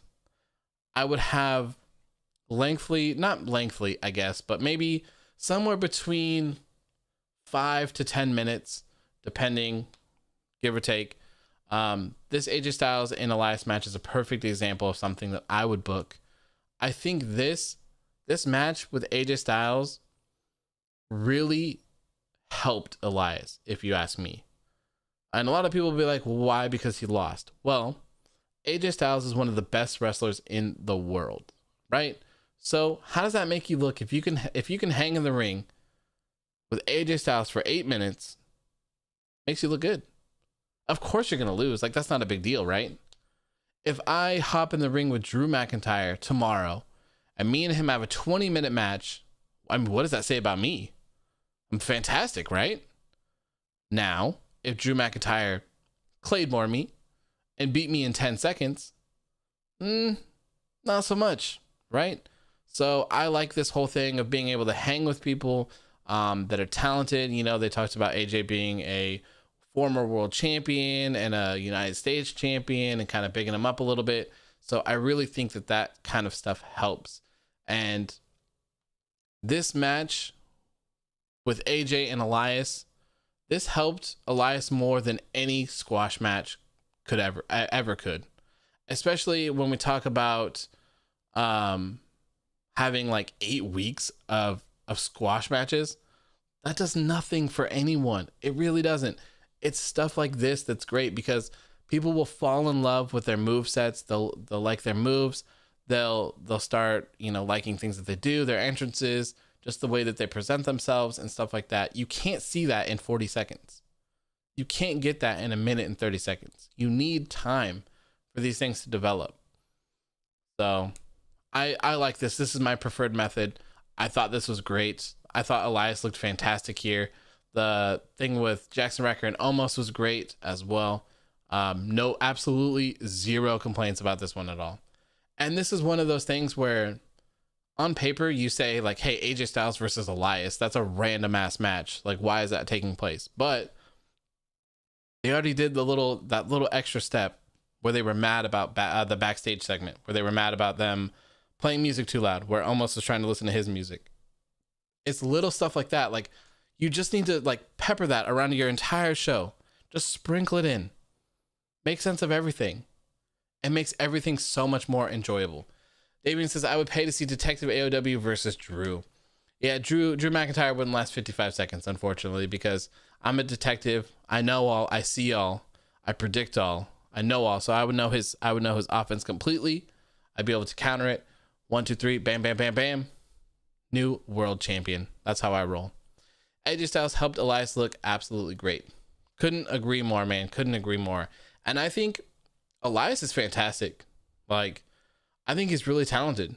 I really do. I think Elias, I don't know if he has what it takes to be a main event player, but he certainly could have a very good mid-card run.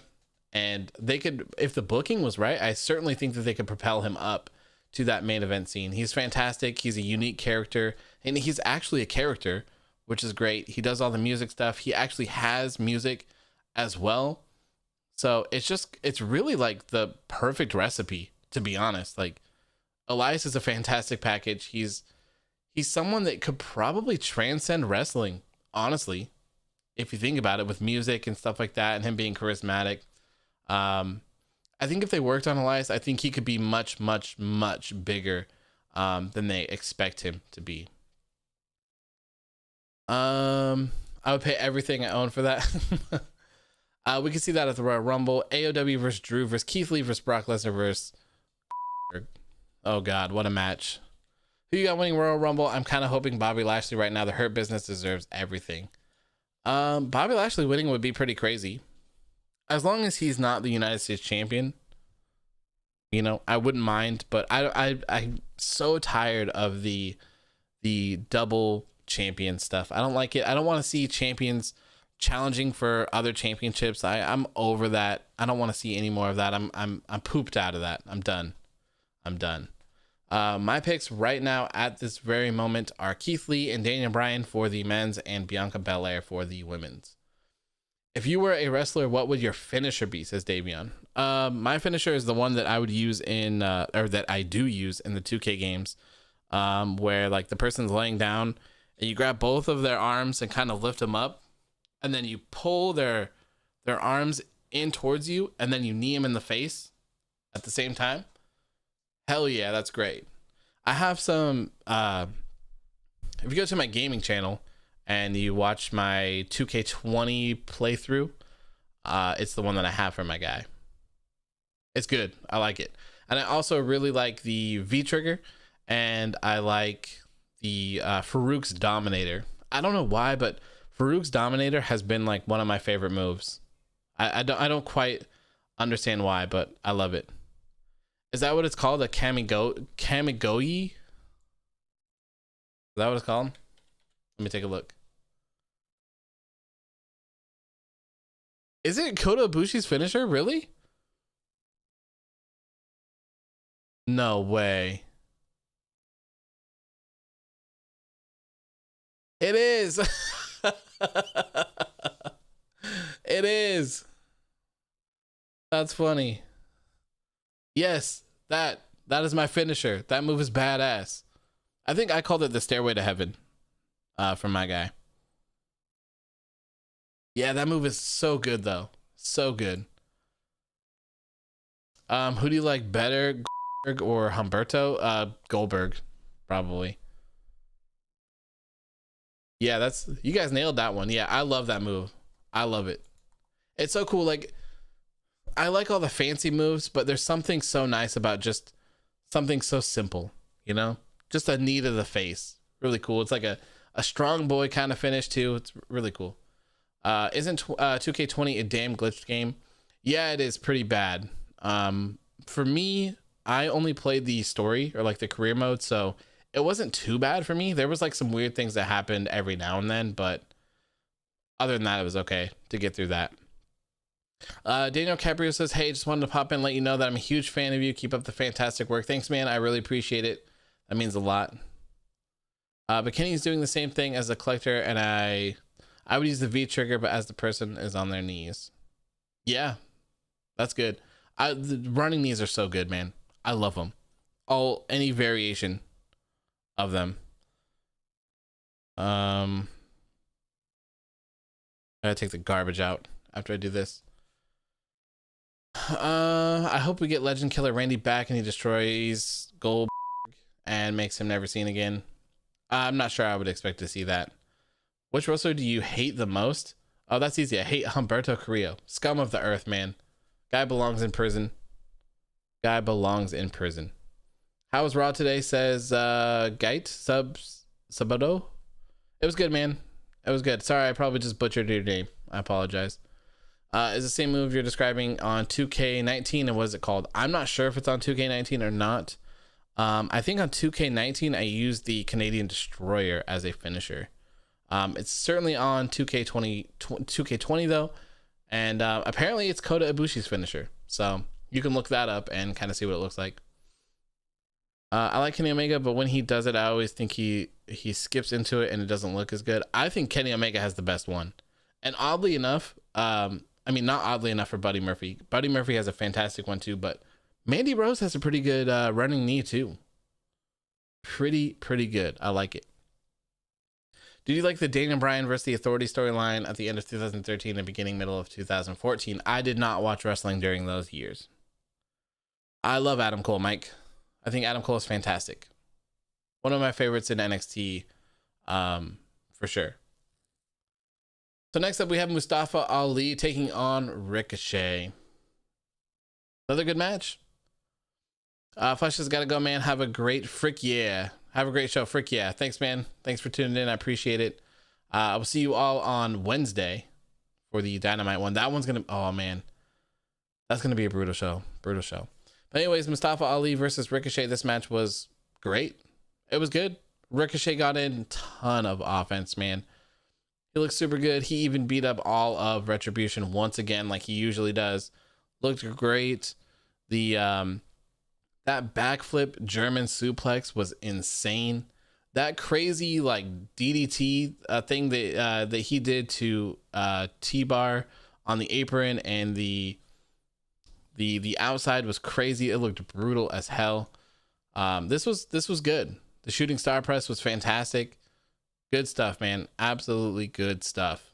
It's just crazy to see that you have these people sitting on the sidelines that can perform at this level and you just have them doing nothing. It's crazy. Just one question. Who do you see winning all at Wrestle Kingdom? Kota J or my man Naito?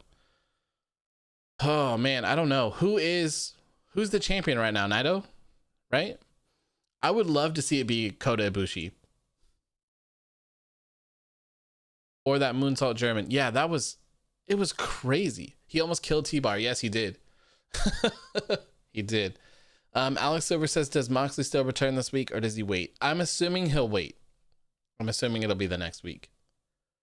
But yeah, I mean, it's just crazy to see these guys, you know, Mustafa Ali and Ricochet that are just kind of not performing very well, you know, to their standards, I guess is what you would say.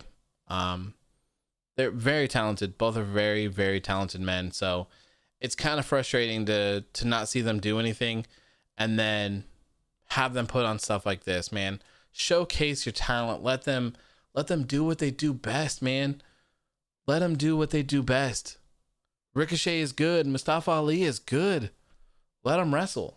That's all you have to do is let them wrestle. If you just say, hey, I want you two to go out there for 10 minutes. Do whatever the hell you want.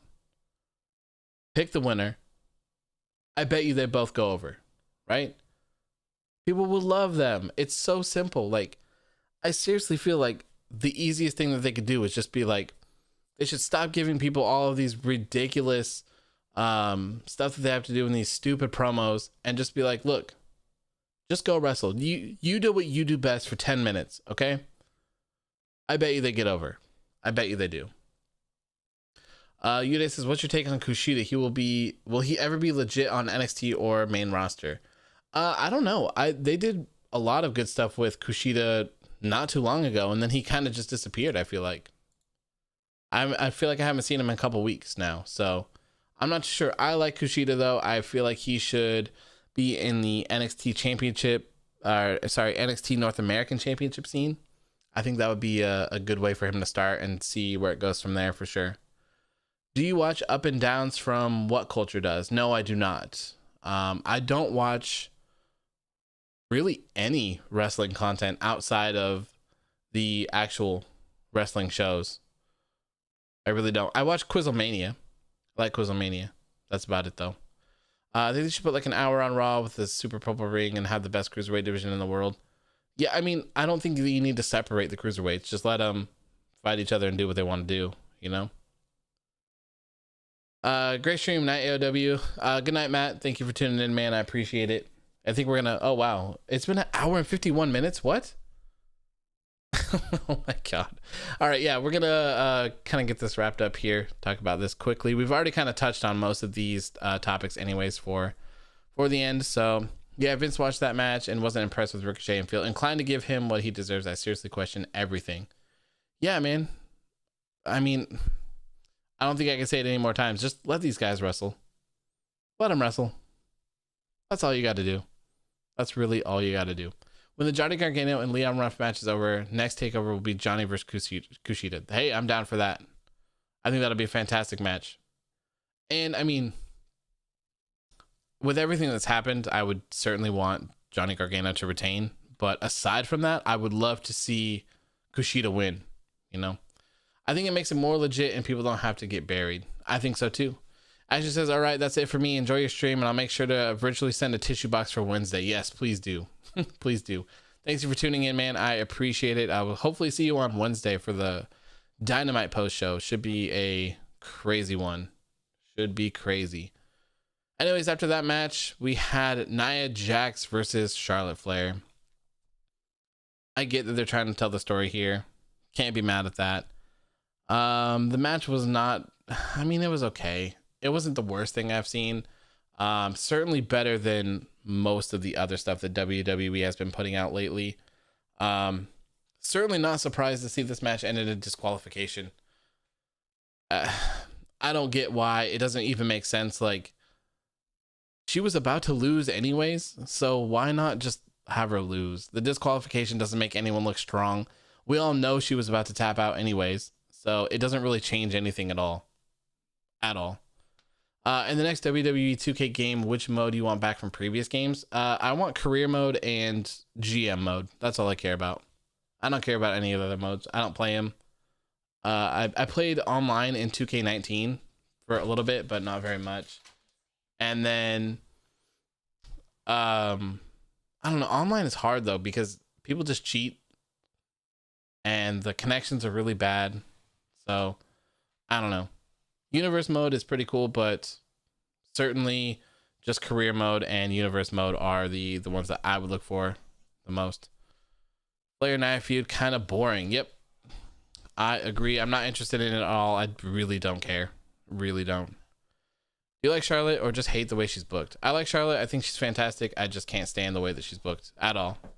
Just on everything, winning championships from everyone. I just can't stand it. It's too much. What? Let's leave him in here. He's fine. See, I don't get it. I don't get why they push her so much. I think it would be, it's the Roman Reigns kind of treatment, you know? If they just kind of let her get over naturally and do her own thing, I don't think people would care.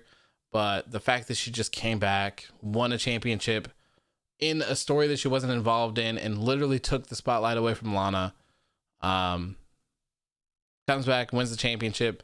The women's tag team championships haven't floated at all in the longest time, and now all of a sudden they're on SmackDown as well. So it's just kind of like it's too much. It's too much. Frick yeah, man. Frick yeah.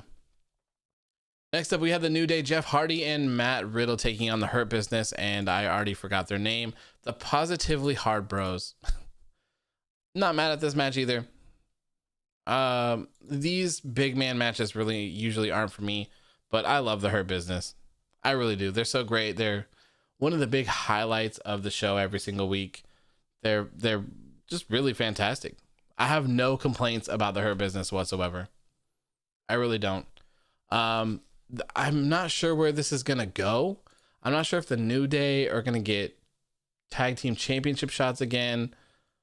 I don't know. I certainly can see Matt Riddle challenging Bobby Lashley for the United States Championship. I think that's probably what's gonna happen. She's getting the John Cena treatment, but Cena is the GOAT and hated for no reason, so I can't compare the two. Yeah, it's just too much. It's too much for me. I would much prefer people getting over naturally and kind of adjusting your shows in that way. You don't necessarily have to feed everyone what they want, but just kind of keep your ear to the streets, you know, kind of figure out what's going on, what's working, what isn't working. Charlotte being in NXT didn't work at all. It didn't. I think it only hurt the NXT women's division. The NXT women's division is the best women's division on the planet. Okay? By far. They did not need any help from her at all. And oddly enough, I think the shows that she was on, I think the ratings were down. And I don't know if that's like because she was on it. Probably not. It's probably just a coincidence, but it is what it is, you know? So this match was good. It was good. It was a lengthy match. Bobby Lashley made Jeff Hardy tap out to the Hurt Lock. And I think this was like the third week in a row. If I remember correctly. It's been the third week, so I don't see Jeff Hardy getting a shot at the United States Championship. But towards the end, Matt Riddle hit him with a final flash and kind of dipped out. So I could definitely see that happening, and I would really like to see that happen as well. I think it's been quite a while since we've seen Bobby Lashley defend the championship, right? I think I looked this up one of the other shows here. Let me take a look, see. Let's see when the last time Bobby Lashley defended his United States Championship. This was November 9th. Oh my God. November 9th, Bobby Lashley beat Titus O'Neil in 1 minute and 5 seconds to retain the United States Championship. Oh God. Okay. It gets worse. It gets worse. On October 25th, Bobby Lashley defeated Slapnuts in 3 minutes and 51 seconds to retain the United States Championship. On September 27th, Bobby Lashley defeated Apollo Crews in 8 minutes and 15 seconds to retain the United States Championship. And then before that, he beat Apollo to be the United States Champion in 9 minutes and 23 seconds. Yikes. When was the last time he really defended his title? So I would say the last time he really defended it would be November 27th against Apollo Crews. That's who he beat for the championship. And that was their rematch. Wow. So Bobby Lashley has been the United States champion since August 30th. August 30th. And he's defended it 4 times. Twice against Apollo Crews. Once against Slapnuts. And once against Titus O'Neil. Wow. Chloe says, sorry, I'm late. No worries. We're just kind of wrapping it up here, talking about Bobby Lashley's United States title reign. It has not been good. It's not been good. This is one of the things that I want to start doing on Instagram a little bit more is I haven't figured out what to call it yet, but I kind of want to do just like some stats for things like this, for instance. Bobby Lashley's United States championship run, like when he got it, who he's defended it against, how long, kind of stuff like that. And another thing that I've considered is like someone's last 10 matches, you know, what have the matches been? How long have they been? Just to kind of see what they're doing. A lot of them seem to be very, very similar. So like, let's see, Bobby Lashley. So not including tonight. So we'll include tonight. Bobby Lashley. So we had the entire Hurt Business taking on Jeff Hardy, Matt Riddle, and the New Day. Before that, we had Bobby Lashley and MVP taking on Jeff Hardy and Riddle. Same thing. The week before, we had the Hurt Business taking on Jeff Hardy and the New Day. Then the week before that, we had Bobby Lashley and Jeff Hardy. So since December 7th, we've seen some sort of Bobby Lashley, Jeff Hardy match. So for a month straight. The title timeline, that's not bad. Not bad at all. I like that. Lashley's the most confusing guy in the world. Yeah, I'm just waiting for Matt Riddle to take the title. As much as I love Her Business having the belts, I just want to see the US title defended more. Yeah, they really need to defend it. They really do. The title timeline does have a badass ring to it. I like it. I might just use that. I might use it. I was going to go with the AOW files. But maybe I'll use that for other statistics, and I'll use the title timeline for something else, because that sounds kind of cool. I want to have like cool logos and like and stuff for like all these different little things. Maybe they could even turn into videos at some point. I'm not sure how long you could make a video about something like that, or if it would even be interesting enough to watch. I'm not sure, but I want to play around with all this kind of stuff. That's what I want to do next year, is kind of get out there, do a little bit more stuff, be a little bit more creative, come up with unique things. I don't see anyone comparing match times from shows. I don't see anyone doing breakdowns on things like these, so I think that'd be pretty cool. Pretty cool. I feel like Riddle and Lashley could have an actual shoot fight, since they are both former MMA. They could have a good match. They really could. Bobby Lashley should do an open challenge every week. Yeah, I wouldn't be mad at that. I think that should only be done sparingly. I don't think that's something that should be done by people often. And I don't know. Maybe it's been done too soon. Maybe they need some more time.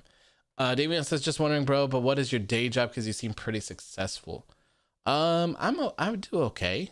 I do okay. I run my own business. I do social media. I kind of do a lot of different things. So I have my own social media accounts. I have a lot of them. Some of them very active. Some of them I've kind of haven't used in a while. But yeah, so I run big Instagram accounts for myself. So I have those. I run social media accounts for all kinds of businesses. You name it. I do web design, web programming for businesses when needed. I just did a huge project earlier this year. That's why I didn't start these streams earlier. Because I was doing that. It was like a 3 or 4 month project. So, and I gave myself a crazy deadline. I should have been a lot longer than that. So I gave myself a tight deadline. But then on top of that, we were dealing with the pandemic. And then on top of that, we were buying a house. Me and my fiance and I were doing that. So it was crazy. Crazy. But yeah, so social media. Eventually I would like to just focus on this. This is one of my favorite things to do. Even though I don't quite enjoy the shows as much as I used to, I still enjoy interacting with all of you guys, whether it's on Twitter, Instagram, or here on YouTube. It's a lot of fun. So I really want to I would love to focus on this and kind of just get in the swing of doing this. Also, I'm huge into gaming. I love to game. I have a YouTube channel for my gaming as well. I would love to focus on that as well. I've kind of only just done that as a hobby. And like I said, I got very busy this year, so I haven't done it that much. I still need to finish Fire Pro. So I want to work on those two things kind of in the next year and see if I can't do those for a living and just kind of focus on this. I think it would make it a lot better where I could just chill, focus on these things, do videos, do watch alongs, hang out, get to know people more. And I would love to add people as well. It's called Authors of Wrestling for a reason and not just author of wrestling. I think that there's room for other people to be involved. I think there's a lot of coverage for other shows that I don't cover that people want to see. A lot of people want to see like Impact coverage, New Japan coverage, MLW coverage, NXT UK coverage, stuff like that. So that's definitely something that could happen in the future as long as this all works out and stuff like that. I think it could be a lot of fun. I mean, Metalik defeated a former world champion. Yes, he did. You know what can make him a fighting champion? Have him beat Goldberg. What? Everyone got to beat Goldberg? Oh no, I goofed. Everyone got to beat. You heard nothing. Okay. You heard nothing. Nothing at all. Okay. I should charge you for these names because I came up with authority, not so authority figure Adam Pearce. Did you? I don't remember. If so, good one. I love that. I love using that, although it is kind of a tongue twister when you have to say it sometimes. Okay. Anyways, good match here. No problem with it. I love the Hurt Business. You all know that. After this, oh God. After this, we had a backstage segment, and Chloe, perfect timing. We saw The Miz and John Morrison sitting there, kind of sad about The Miz losing his Money in the Bank briefcase and losing to Gran Metalik. And then look who shows up. Everyone's favorite authority, not so authority figure, Adam Pearce, turns the corner with the Money in the Bank briefcase. Words are hard. Words are difficult. And he ends up giving it back to him. Very disappointing. Very, very, very disappointing if you ask me. So technically, John Morrison is the one that cashed it in. And it has to be The Miz to cash it in. So everything is null and void. And he gets his briefcase back. You know what's interesting about this as well that I just thought about while I was saying that? I wonder if we're going to see AJ Styles complain. Because technically, if The Miz shouldn't have been in that match, and he's getting it back, does that mean that AJ Styles should get another rematch for the WWE Championship? Adam threatened to hit the Miz with the briefcase. Did he? I know he said something about the Browns losing or something like that. Next up, we had the main event, main segment, I guess, of the show, whatever you want to call it. Alexa Bliss challenges Randy Orton. So no one really knows what was going on. Everyone thought this was going to be an intergender match. That's what I thought as well. Alexa Bliss was walking out to the ring in like some sort of black dress looking thing, and I was confused. I wasn't really sure how she was going to wrestle in that.